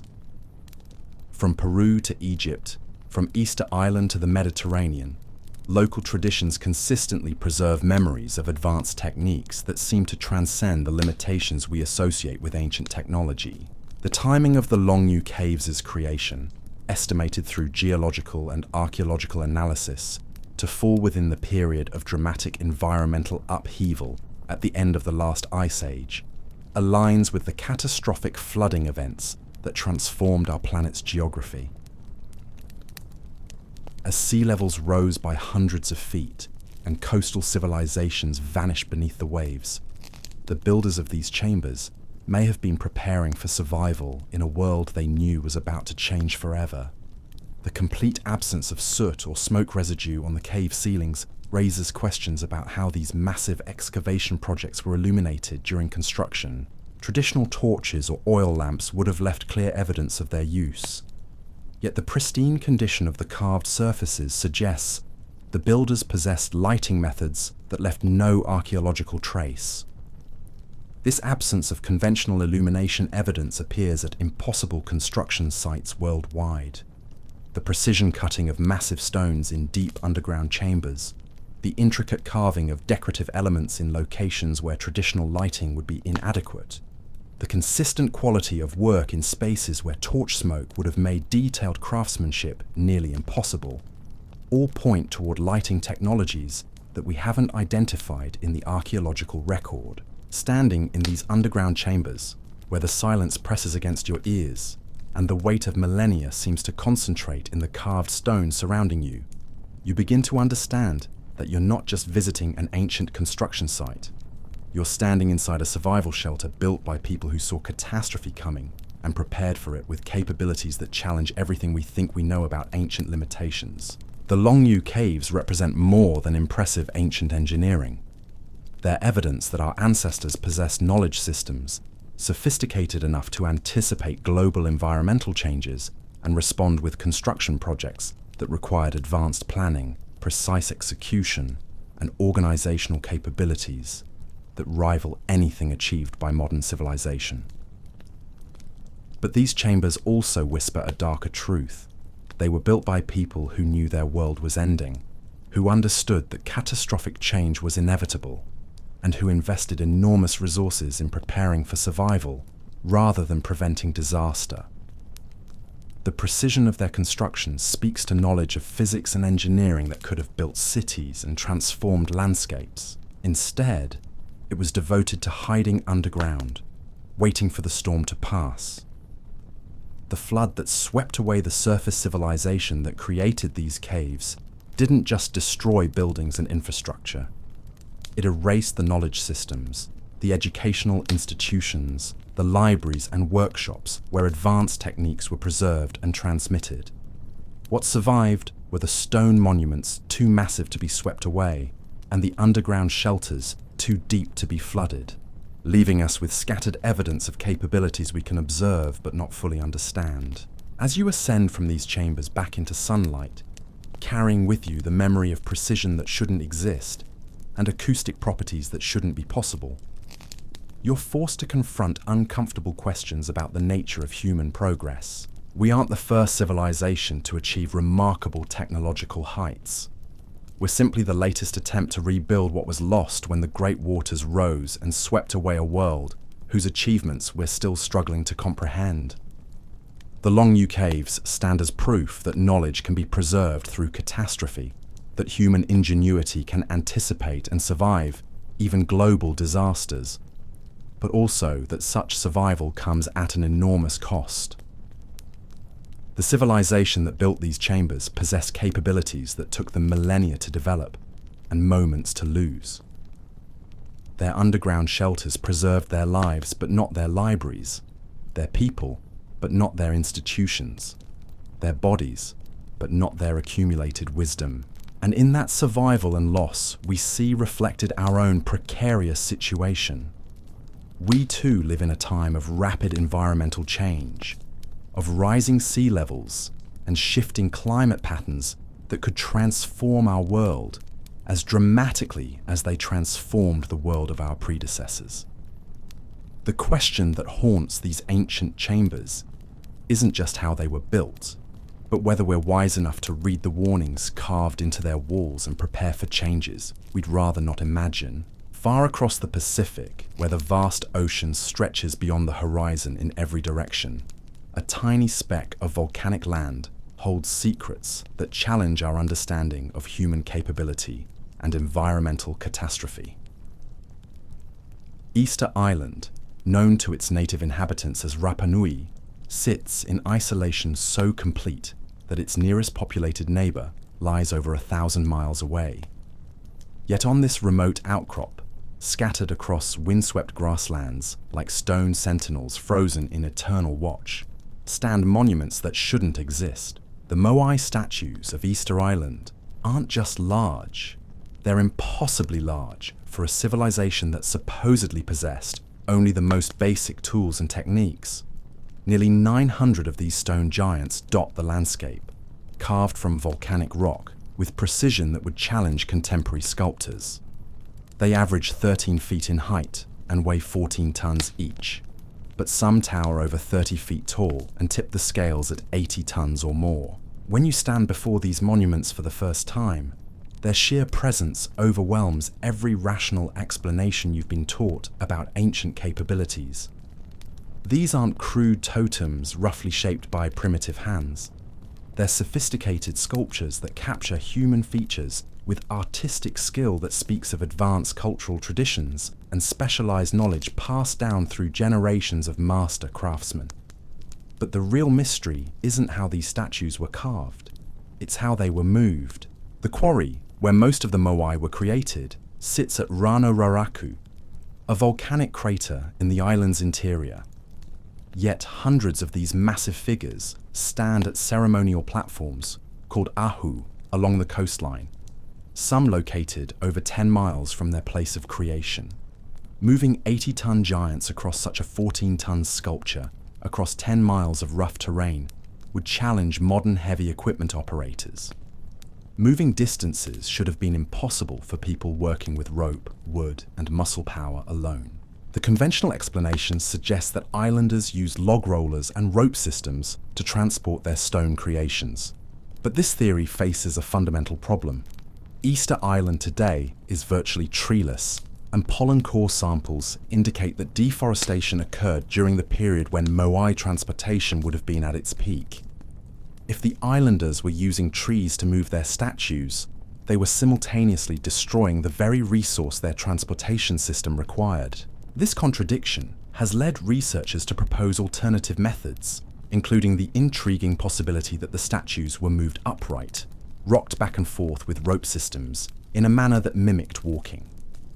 Experimental archaeology has demonstrated that such techniques might work under ideal conditions, but the scale and number of successful transports required to place hundreds of massive statues in their final positions stretches this explanation to its breaking point.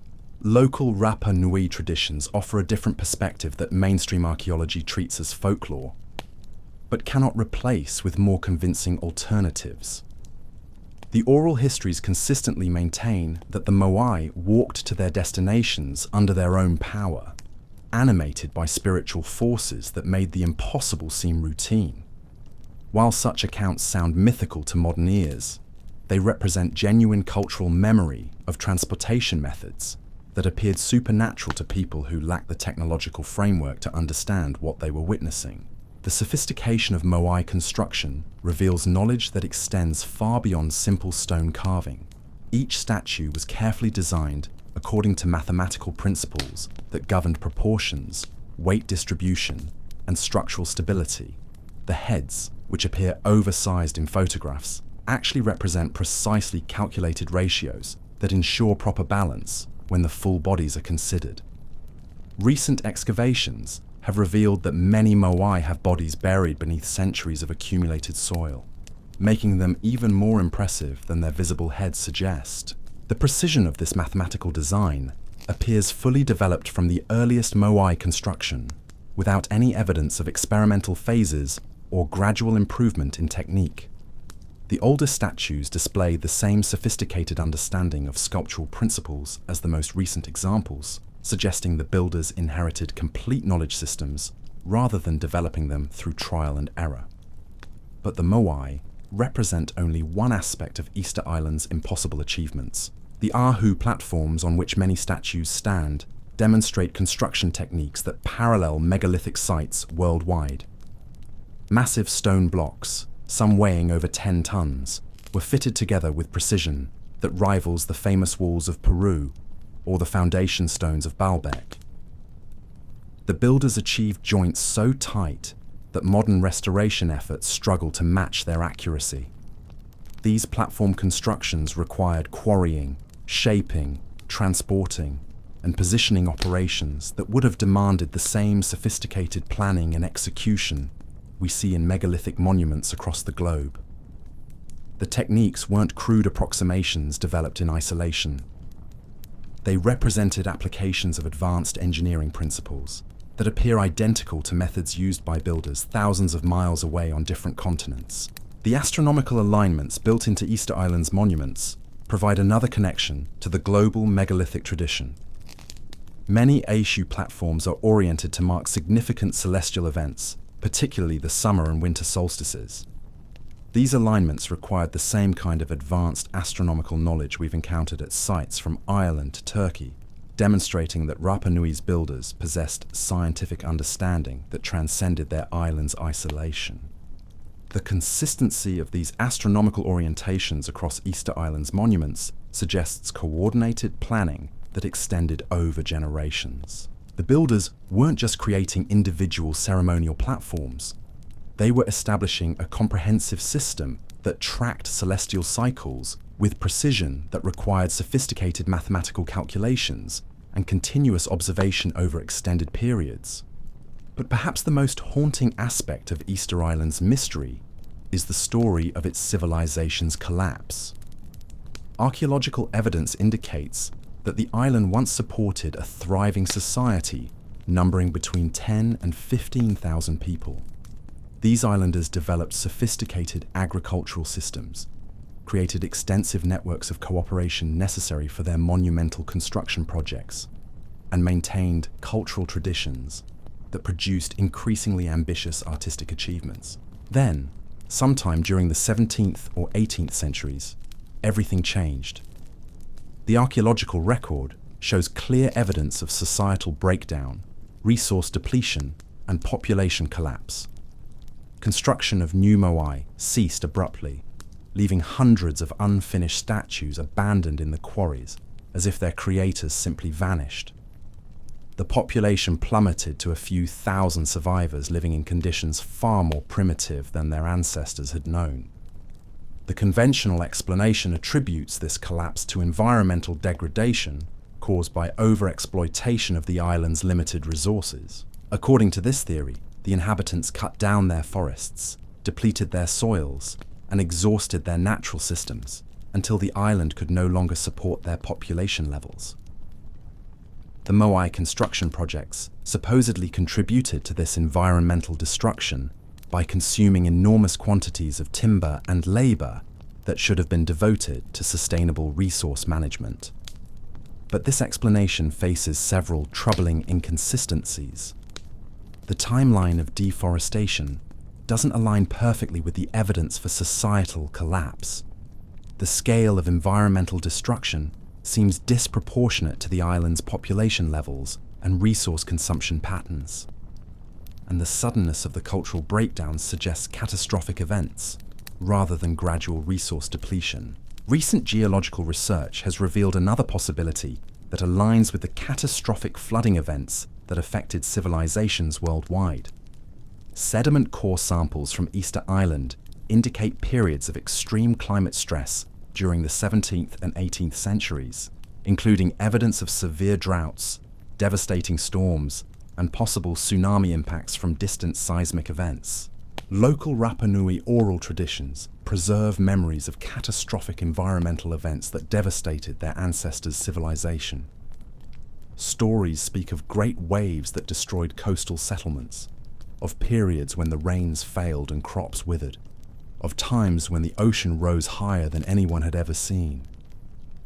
These accounts echo the flood legends found in cultures worldwide, suggesting that Easter Island's collapse may have resulted from the same kinds of environmental catastrophes that ended advanced civilizations elsewhere. The moai themselves may preserve evidence of these catastrophic events. Many statues show signs of having been deliberately toppled, a destruction that occurred during the period of civilizational collapse. But recent studies suggest that some of this toppling may have resulted from natural disasters rather than human conflict.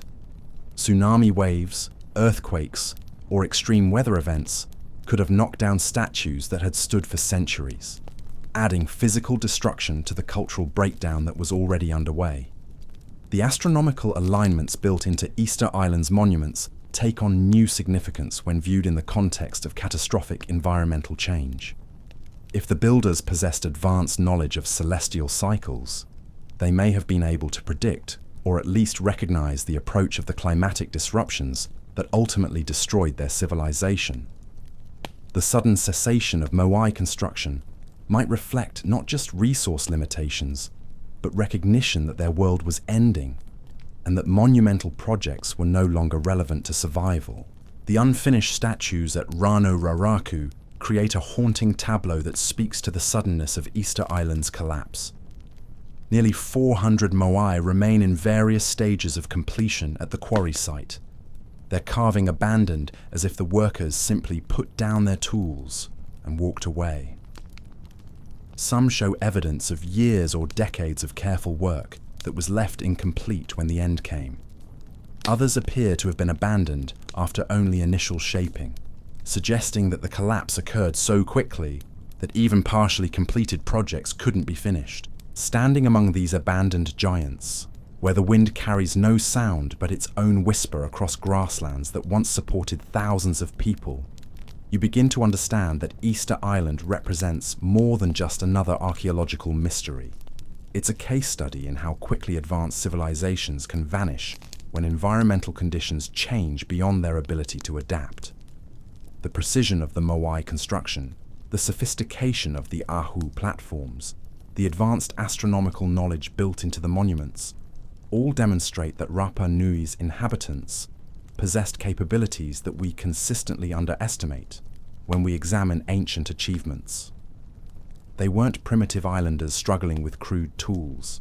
They were skilled engineers, astronomers, and artists who created monuments that continue arrived. Their advanced knowledge, their sophisticated techniques, they're impressive to challenge our understanding of what ancient peoples could accomplish. But their achievements weren't enough to save them. When catastrophic change monuments all became irrelevant, when the environmental systems that supported their civilization began to fail. The moai that took generations to create became silent witnesses to a collapse that occurred within decades. The lesson that Easter Island teaches isn't just about ancient history. It's about the fragility of even advanced civilizations when faced with environmental changes beyond their control. The same forces that brought down a sophisticated society capable of creating monuments we still can't fully explain continue to operate in our modern world, where rising sea levels, changing climate patterns, and resource depletion threaten our own technological achievements. The moai stand as reminders that human ingenuity can create wonders that endure for centuries, but that such achievements mean nothing if the environmental foundations that support civilization collapse. They whisper warnings across the centuries about the price of ignoring natural limits and the speed with which complex societies can unravel when their resource base disappears. As you walk among these stone giants in the gathering darkness, when the first stars begin to appear over an ocean that stretches beyond the horizon in every direction, you realize that Easter Island's greatest mystery isn't how the moai were built or transported. It's whether we're wise enough to read the warnings they represent and avoid repeating the mistakes that turned a thriving civilization into a cautionary tale carved in volcanic stone. In the harsh deserts of Saudi Arabia, where the sun beats down mercilessly on landscapes that seem to stretch beyond the edge of the world, stands a geological formation so perfect, so precise, so impossible, that it challenges everything we think we know about the forces that shape our planet.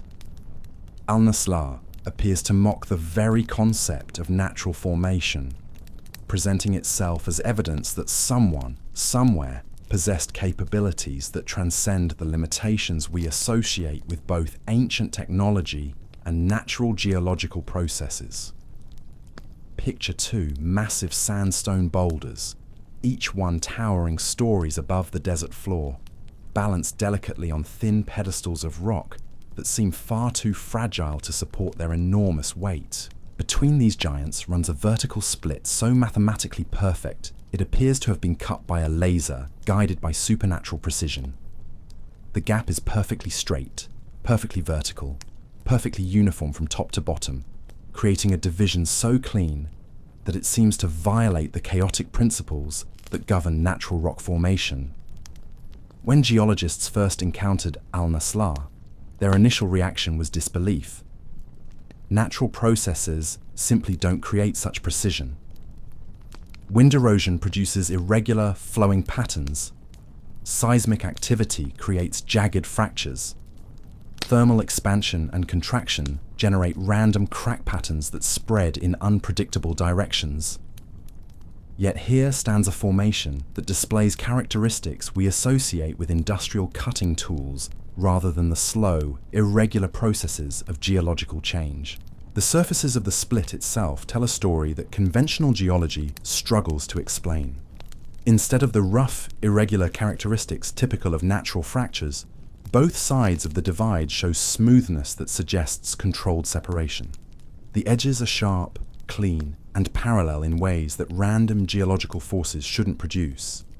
Even more puzzling, the two halves of the original boulder fit together with the kind of precision you'd expect from pieces cut by modern machinery. But Al-Nasla's impossibilities extend beyond just the perfection of its central divide. The balancing act performed by these massive stones defies every expectation about stability and support. Each boulder weighs hundreds of tons, yet they rest on pedestals that appear far too narrow and fragile to provide adequate foundation. The physics of such arrangements should result in immediate collapse, yet these formations have maintained their precarious balance through centuries of desert storms, temperature extremes, and seismic activity. The petroglyphs carved into Al-Nasla's surfaces add another layer to its mystery. Ancient symbols and figures etched deep into the sandstone suggest that early peoples recognized something extraordinary about this formation. They didn't just stumble across it and move on. They stopped, they stayed, they created art specifically to mark this location as significant. The petroglyphs themselves display sophisticated artistic techniques that speak to advanced cultural development among their creators. These ancient carvings include depictions of animals, human figures, and abstract geometric patterns executed with skill that required specialized tools and considerable artistic training. The precision of the line work, the consistency of the proportions, the sophisticated use of the rock surface as an artistic canvas all indicate that the creators possessed capabilities far beyond what we typically associate with nomadic desert peoples. Local Bedouin traditions preserve explanations for Al-Nasla that mainstream geology dismisses but cannot replace with more convincing alternatives. The stories speak of ancient peoples who possessed mastery over stone, capable of shaping rock with techniques that seemed supernatural to as easily as potters mold clay. They describe techniques that could alter the very nature of stone, making it temporarily soft and malleable during construction, then allowing it to harden again into its final form with precision that seems impossible using conventional methods. These accounts echo similar legends from cultures worldwide. Wherever impossible, stone constructions challenge our understanding of ancient capabilities. From the Andes Mountains, where Peruvian traditions speak of plants that could soften granite, to the temples of Egypt, where texts describe methods for moving massive blocks using sound and vibration, the consistency of these global accounts suggests they might preserve genuine memories of advanced technologies disguised in mythological language. The timing of Al-Nasla's creation, if it was indeed artificially produced, aligns with the period of dramatic environmental change that swept across our planet at the end of the last ice age. During this era, the Arabian Peninsula experienced climatic conditions vastly different from today's desert environment. Archaeological evidence indicates that what is now barren wasteland was once fertile grassland, supporting complex societies with sophisticated cultural traditions. Could Al-Nasla represent a monument created by one of these lost civilizations, a demonstration of capabilities that seem magical to us because we've forgotten the knowledge that made them possible? The precision of its construction, if construction it was, suggests understanding of geological principles and stone-working techniques that we haven't identified in the archaeological record.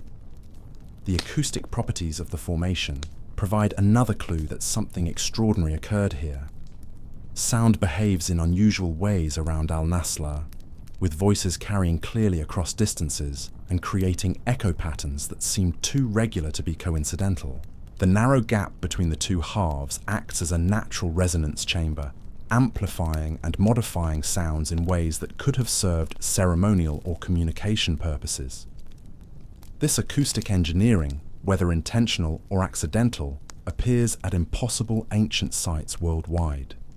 From the sound chambers of megalithic tombs to the resonance properties of precision-cut underground complexes, the builders of these monuments consistently incorporated acoustic elements that demonstrate sophisticated understanding of how sound waves behave in enclosed or confined spaces. Standing before Al-Nasla in the desert silence, where the only sounds are the whisper of wind through rock and the distant call of birds that seem impossibly far away, you begin to understand that you're looking at something that transcends simple geological curiosity.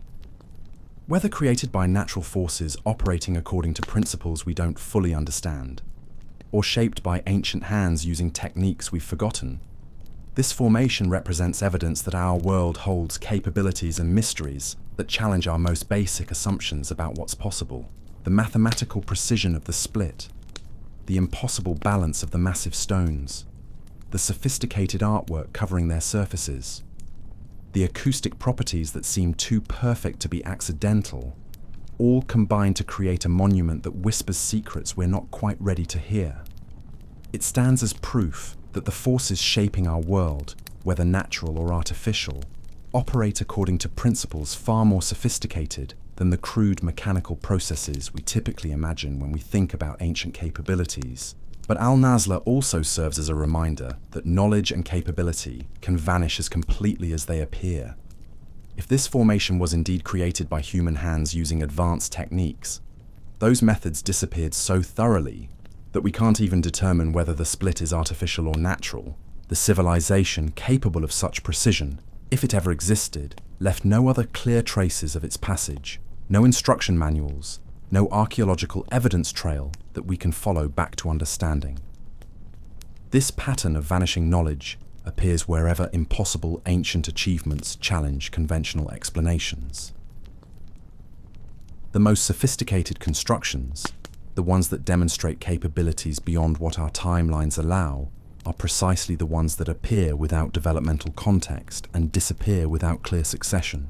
It's as if advanced knowledge systems periodically emerge in human consciousness, create monuments that outlast their creators, then vanish again into the mists of forgotten history.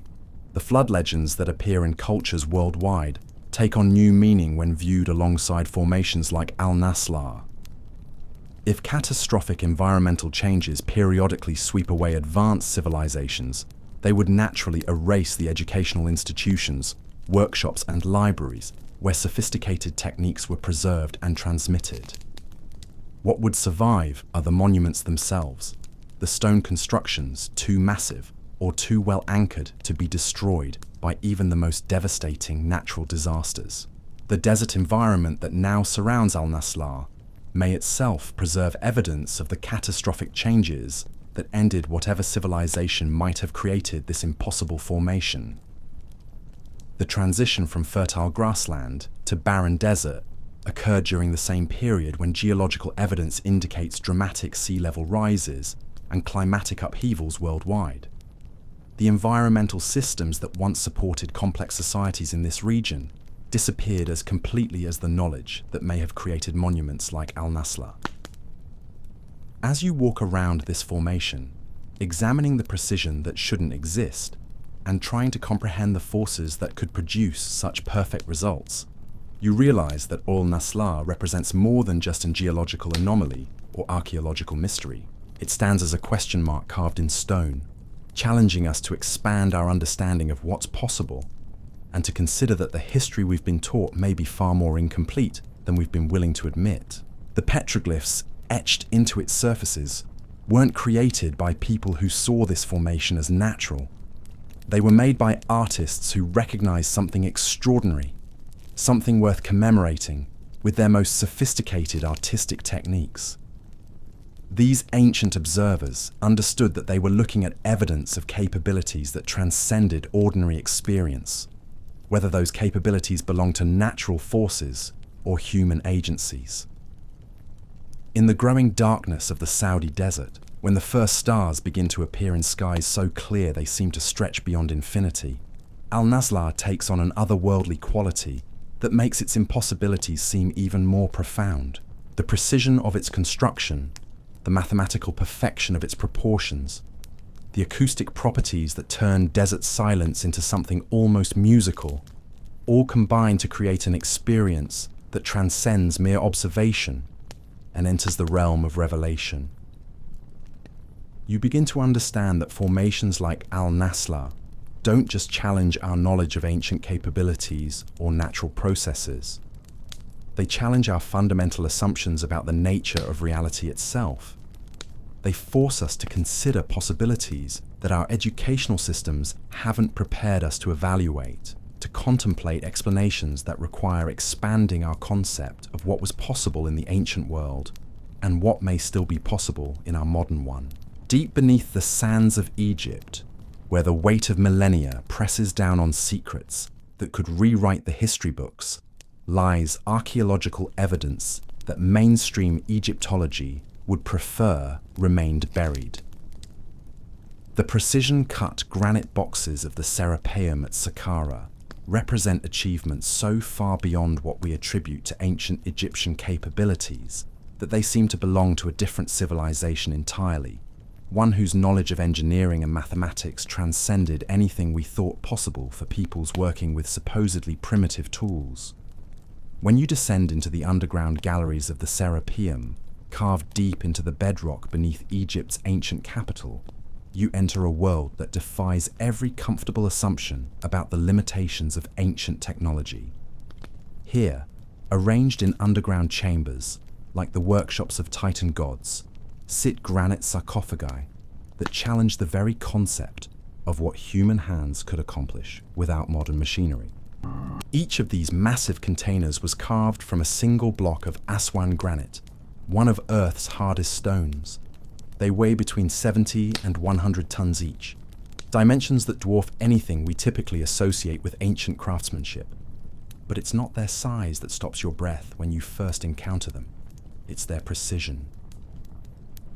These aren't rough stone boxes hacked out by patient workers using bronze chisels and determination. They're precision instruments manufactured according to tolerances that would challenge contemporary machinery. The surfaces are polished to mirror finishes that reflect light with crystalline clarity. The corners meet at perfect 90-degree angles measured to fractions of millimeters. The interior surfaces display uniformity that required understanding of three-dimensional geometry and access to measuring instruments of extraordinary accuracy. When you run your hands along these surfaces, you feel smoothness that seems impossible for stone worked by hand, perfection that speaks to knowledge of materials, science and manufacturing techniques that shouldn't have existed in the ancient world. But the real impossibility reveals itself when you examine the lids. Each cover was shaped to fit its corresponding box, with tolerances so precise that not even a sheet of paper can slide between the surfaces when they're properly positioned. The contact areas display mathematical flatness across spans measured in feet, achieving surface accuracies that require sophisticated understanding of precision engineering principles. Creating such precision in granite demands more than just patience and skill. It requires knowledge of metallurgy to create tools capable of cutting one of Earth's hardest materials. It demands understanding of measurement systems accurate enough to maintain tolerances across large surfaces. It needs comprehension of manufacturing processes that can produce consistent results across multiple projects. None of these knowledge systems are supposed to have existed when these boxes were created. The tool marks visible on these granite surfaces tell stories that conventional archaeology struggles to address. Instead of the irregular patterns you'd expect from hand tools worked by human operators, these marks show characteristics we associate with machine operations. The cuts follow precise geometric patterns. The depths remain consistent across extended surfaces. The spacing displays mathematical regularity that suggests mechanical rather than manual production methods. Modern attempts to replicate even small portions of this precision using ancient tools have met with a limited success. researchers working with copper implements, the hardest metals supposedly available to ancient Egyptian craftsmen, find that their tools wear out rapidly when used on granite. They dull after only brief contact with the stone, making sustained precision work nearly impossible. Yet somehow, using methods that left no archaeological trace, ancient hands accomplished work that pushes contemporary capabilities to their limits.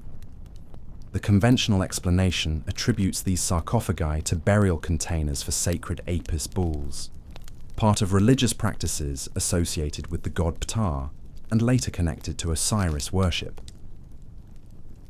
While some of the boxes may indeed have served burial functions, this explanation doesn't address the extraordinary precision of their construction or the sophisticated knowledge systems their creation required. Why would burial containers for animals, regardless of their religious significance, demand manufacturing tolerances that exceed anything else produced by ancient Egyptian civilization? The precision displayed in these granite boxes surpasses that found in pyramids, temples, and royal tombs. If ancient Egyptians possessed such advanced capabilities, why don't we see evidence of these techniques applied to projects that supposedly held greater cultural importance? The acoustic properties of the Serapeum galleries provide another clue to the sophisticated knowledge possessed by their builders. Sound behaves in these underground chambers in ways that seem intentionally designed, rather than accidentally discovered. Voices carry with unusual clarity throughout the complex. Music resonates at frequencies that create harmonic effects across multiple chambers. The builders clearly understood principles of acoustic engineering that we typically associate with much later periods of scientific development.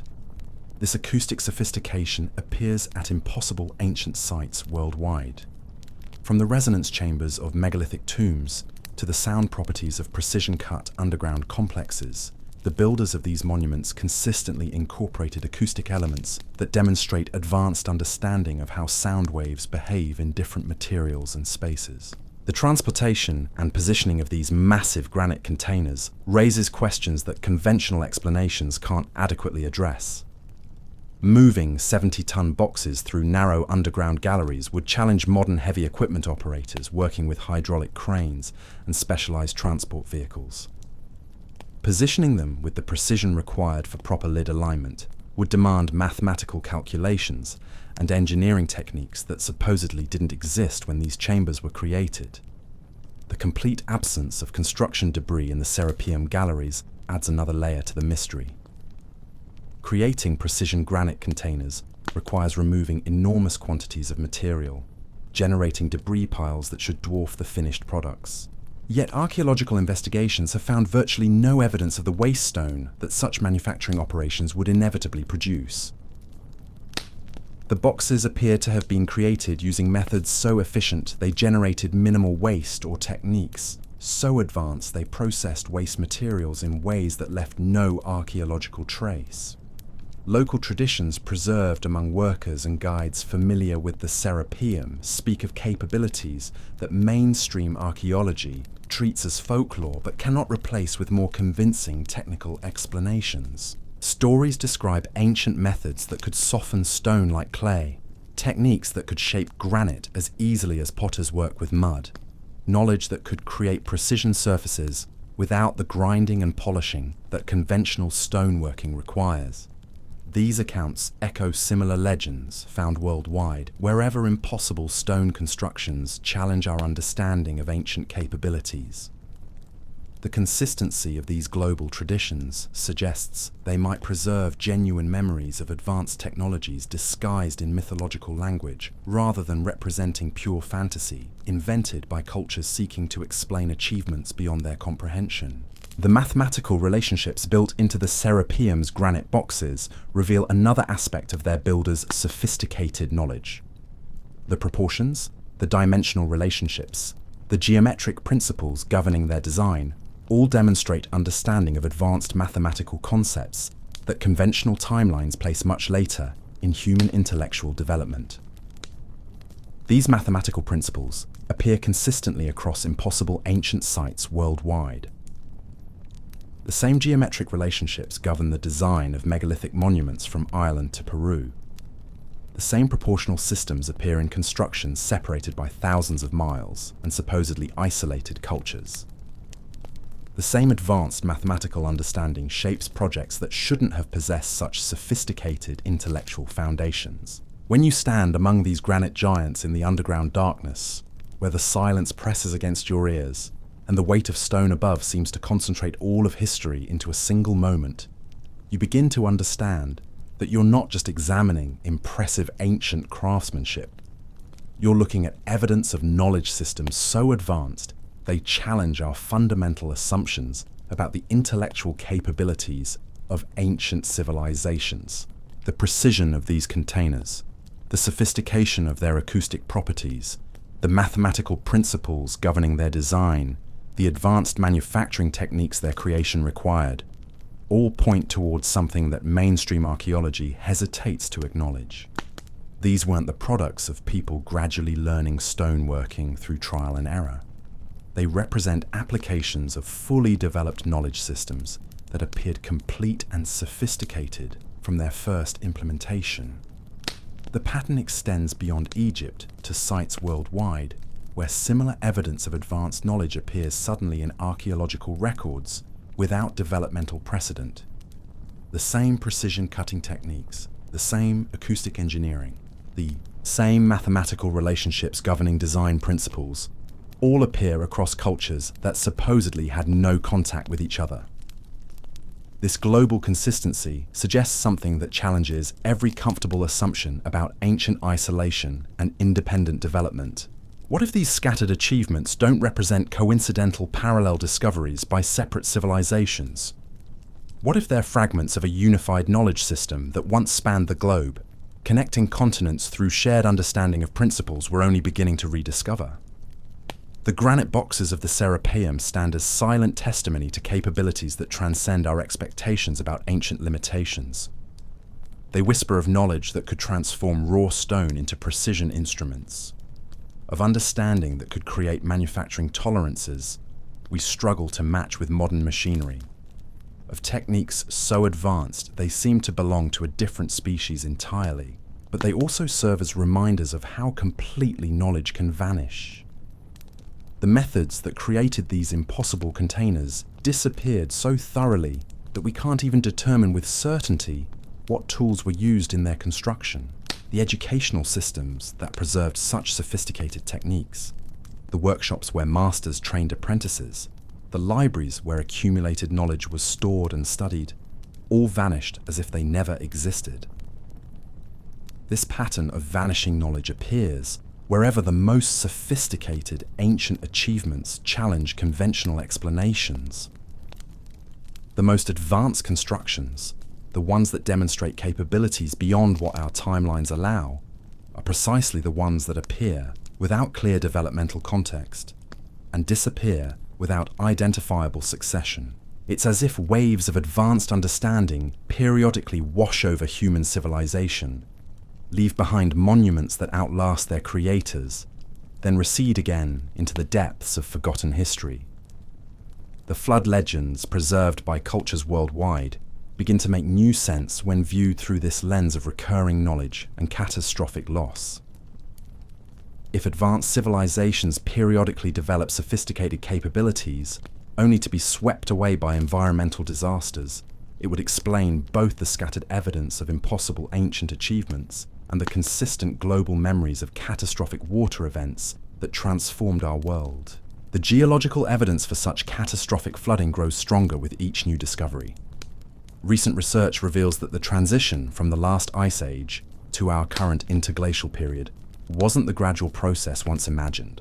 Instead, it occurred in dramatic pulses that could raise sea levels by dozens of feet within decades, transform entire continents within generations, and sweep away coastal civilizations that had taken millennia to develop.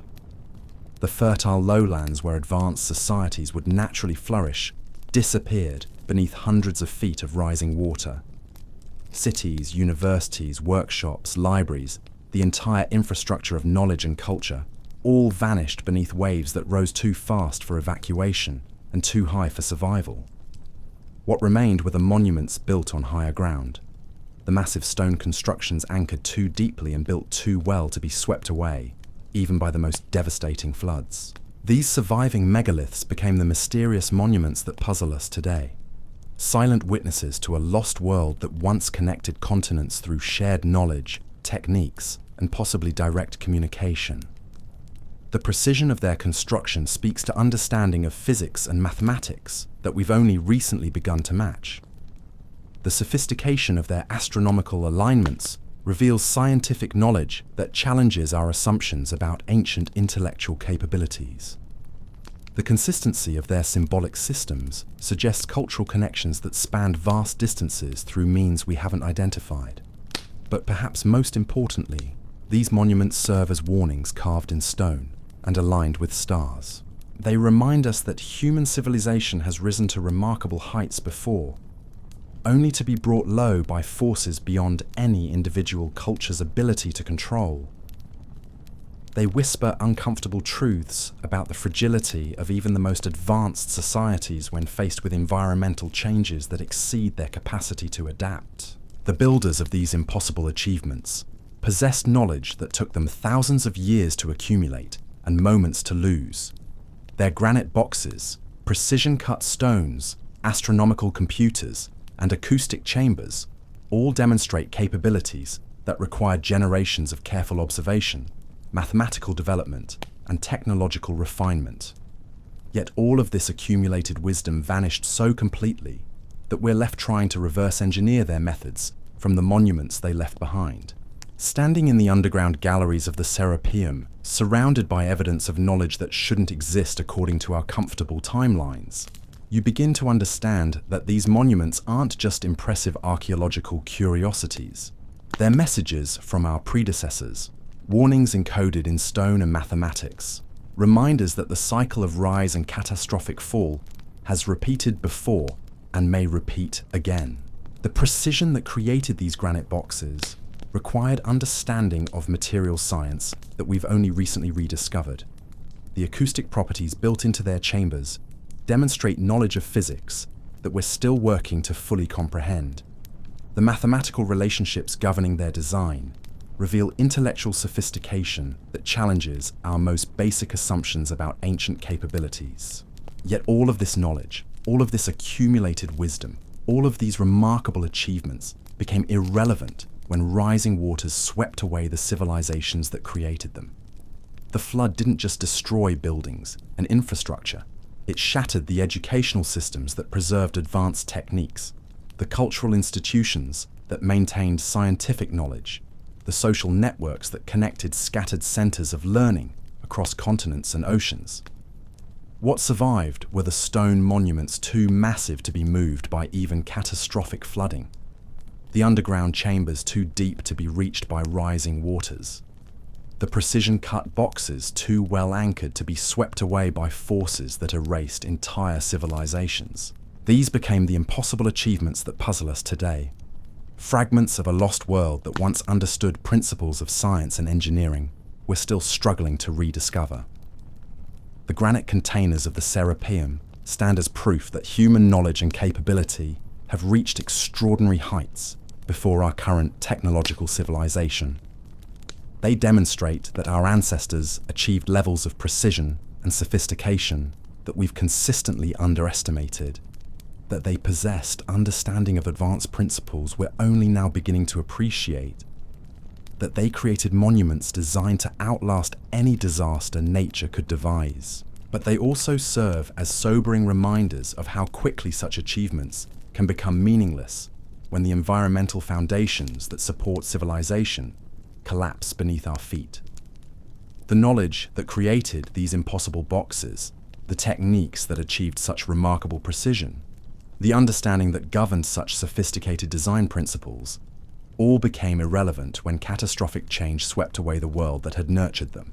As you ascend from these underground galleries, back into the harsh light of the Egyptian sun, carrying with you the memory of precision that shouldn't exist, and capabilities that challenge every assumption about ancient limitations, you're forced to confront uncomfortable questions about the nature of human progress and the fragility of even our most impressive achievements. We aren't the first civilization to develop remarkable technological capabilities. We aren't the first to create monuments that seem to transcend the limitations of their time. We aren't the first to accumulate knowledge that appears to exceed what previous eras should have been able to achieve. We're simply the latest in a cycle that has repeated before and may repeat again. Unless we learn to read the warnings our predecessors carved into stone and aligned with the eternal movements of the stars. The evidence scattered across our planet tells a story that mainstream academia struggles to acknowledge, but can no longer ignore. From the underwater ruins that dot our ocean floors to the precision-cut megaliths that challenge our understanding of ancient capabilities. From the astronomical computers built in stone to the acoustic chambers that demonstrate advanced knowledge of physics, the fragments of a lost world lie hidden in plain sight. These aren't random anomalies that can be dismissed as statistical outliers or explained away through increasingly creative interpretations of conventional archaeology. They represent a consistent pattern of ancient achievements that exceed what our timelines allow, that demonstrate capabilities we've forgotten, that preserve knowledge we're still working to rediscover. The flood that swept away this lost civilization didn't just end individual societies. It broke the connections between them, fragmenting a worldwide network of knowledge and leaving only scattered pieces for us to find and wonder about. The megalithic monuments that survived stand as proof that our ancestors achieved far more than we've given them credit for, and lost far more than we've dared to imagine. But they also stand as warnings, reminders that the forces capable of ending advanced civilizations haven't disappeared from our world. The same environmental changes that once swept away peoples capable of creating precision granite boxes and astronomical computers continue to operate in our modern world, where rising sea levels, shifting climate patterns, and resource depletion threaten our own technological achievements. The question that haunts every serious examination of these ancient impossibilities isn't just how they were created or what knowledge they represent. It's whether we're wise enough to read the warnings they contain and prepare for changes we'd rather not contemplate. The monuments left behind by our predecessors aren't just testaments to their remarkable capabilities. They're messages about the price of ignoring natural limits and the speed with which even the most advanced civilizations can vanish when the environmental systems that support them begin to fail. Standing before these impossible achievements in the gathering darkness of understanding, when the comfortable assumptions of conventional history begin to crumble like ancient parchment exposed to sudden light, you begin to grasp that we're not just uncovering archaeological mysteries. We're discovering that human civilization follows cycles of rise and catastrophic fall that have repeated throughout our species' history, leaving behind only fragments of knowledge and monuments designed to outlast the disasters that claimed their creators. The Great Flood wasn't just a biblical story or mythological metaphor. It was the catastrophe that ended the first golden age of human civilization, the disaster that swept away knowledge we're still trying to rediscover, the event that buried the proof so deep that we've spent thousands of years crawling back toward understanding our ancestors took for granted, and in the precision of their impossible achievements, in the sophistication of their astronomical alignments, in the mathematical perfection of their acoustic chambers. They left us a message that transcends language and culture and time. They're telling us that the cycle isn't finished, that the forces that once swept away their remarkable civilization continue to build strength in our rapidly changing world, and that the monuments they built to outlast any disaster are also warnings about what happens when advanced peoples forget to respect the natural forces that can reshape continents in the span of a human lifetime. The evidence is carved in stone and aligned with stars. The warnings are written in mathematics and preserved in monuments that have waited through millennia for minds capable of reading what they're trying to tell us. The time has come to remember what we've been taught to forget, to see what we've been trained to overlook, and to understand that the greatest archaeological discovery of our time isn't waiting to be found in some distant expedition. It's hiding in plain sight, scattered across the landscape of our supposedly primitive past, whispering that we are not the first advanced civilization our planet has known, and warning us that unless we learn to read the signs they left behind, we may not be the last to disappear beneath the rising waters of catastrophic change. Deep in the remote wilderness of Turkey's Anatolian plateau, where archaeologists have been digging frantically for decades, lies evidence so disturbing to conventional history that certain discoveries have been quietly reburied, their existence denied by institutions that prefer comfortable lies to uncomfortable truths. What they found challenges not just our timeline of human development, but the very nature of what we thought we knew about intelligence, capability, and the forces that have shaped our world. The stones speak of knowledge that shouldn't exist, carved with symbols that appear across continents, separated by impossible distances, aligned with astronomical precision that required mathematical understanding we supposedly developed thousands of years later, built using techniques that leave no tool marks, no construction debris, no archaeological evidence of how such perfection was achieved by people who weren't supposed to possess the knowledge necessary to conceive such monuments, much less execute them. But here's what should make your blood run cold. The dating of these sites keeps pushing backward, deeper into periods when conventional archaeology insists only primitive hunter-gatherers roamed the earth. Each new discovery forces scientists to revise their estimates, to push back the boundaries of what they thought possible, to acknowledge capabilities that shouldn't have existed according to every textbook ever written about human development. And the pattern isn't isolated to Turkey. It appears worldwide, scattered across every continent like pieces of a puzzle, whose complete image would shatter everything we believe about our origins. The same impossible precision appears in stones cut beneath the deserts of Egypt. The same astronomical knowledge governs monuments built in the mountains of Peru. The same symbolic systems appear carved into rocks, separated by thousands of miles of ocean. What if I told you that mainstream archaeology has been deliberately ignoring evidence that points toward a single, terrifying conclusion? That before the Great Flood swept across our planet, there existed a global civilization so advanced that its scattered remnants still baffle our best engineers today.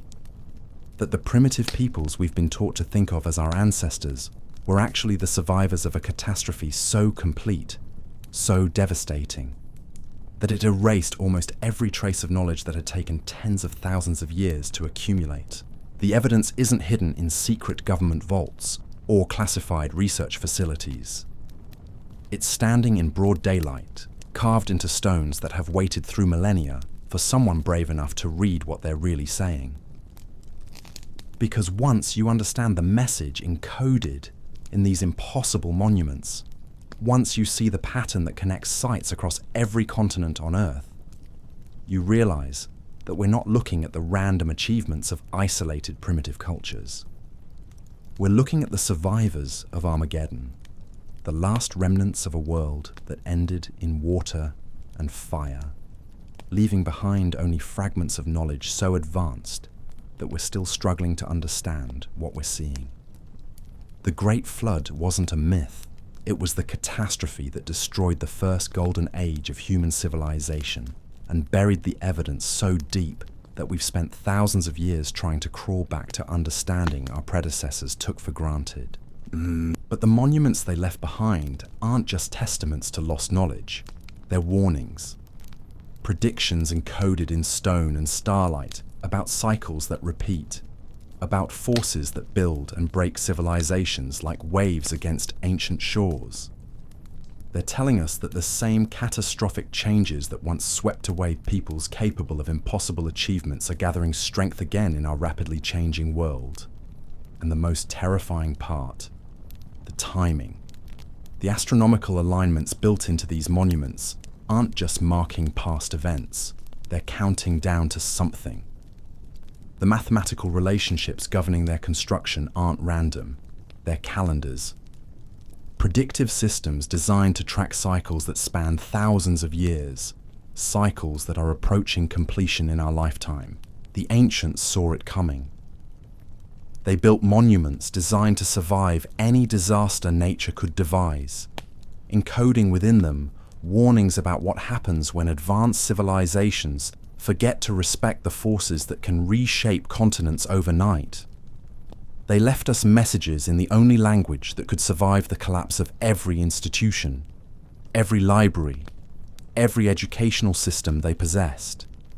They wrote their warnings in stone, in the windswept highlands of eastern Turkey, where Kurdish shepherds still speak in hushed tones about the old places their ancestors feared to approach. Archaeologists have uncovered something that makes Göbekli Tepe look like a practice exercise. The site they call Karahan Tepe stretches across a hilltop like a stone city built by titans, its massive pillars rising from bedrock with the same impossible precision we've learned to associate with knowledge that supposedly didn't exist 12,000 years ago. Standing before these ancient stones in the gathering darkness of understanding, when the comfortable assumptions of conventional history finally crumble like ancient parchment exposed to truth, you realize we've uncovered something far more profound than archaeological mysteries. We've discovered that the impossible achievements scattered across our planet aren't random anomalies or coincidental parallel developments. They're fragments of a unified knowledge system that once connected continents through shared understanding of principles we're only now beginning to rediscover. The evidence carved in stone and aligned with stars tells us that human civilization has risen to extraordinary heights before, only to be swept away by forces that continue to operate in our modern world. The precision-cut megaliths, the astronomical computers built in stone, the acoustic chambers that demonstrate advanced physics, all whisper the same uncomfortable truth. We are not the first advanced civilization our planet has known. We're simply the latest attempt to rebuild what was lost when the great waters rose and transformed our world forever. But these monuments aren't just testaments to vanished knowledge. They're warnings about cycles that repeat, about the fragility of even the most sophisticated societies when faced with environmental changes that exceed their capacity to adapt. The flood didn't just destroy buildings and cities. It shattered the connections between civilizations, fragmenting a worldwide network of knowledge and leaving only isolated pieces for us to find and wonder about. The builders of these impossible achievements possessed understanding that took them millennia to develop and moments to lose. Their message, encoded in mathematics and preserved in stone, transcends every language barrier and cultural difference. They're telling us that the forces capable of ending advanced civilizations haven't disappeared from our world, and that unless we learn to read the warnings they carved into monuments designed to outlast any disaster, we may be destined to repeat the same cycle of rise and catastrophic fall that has echoed through human history since the dawn of time itself.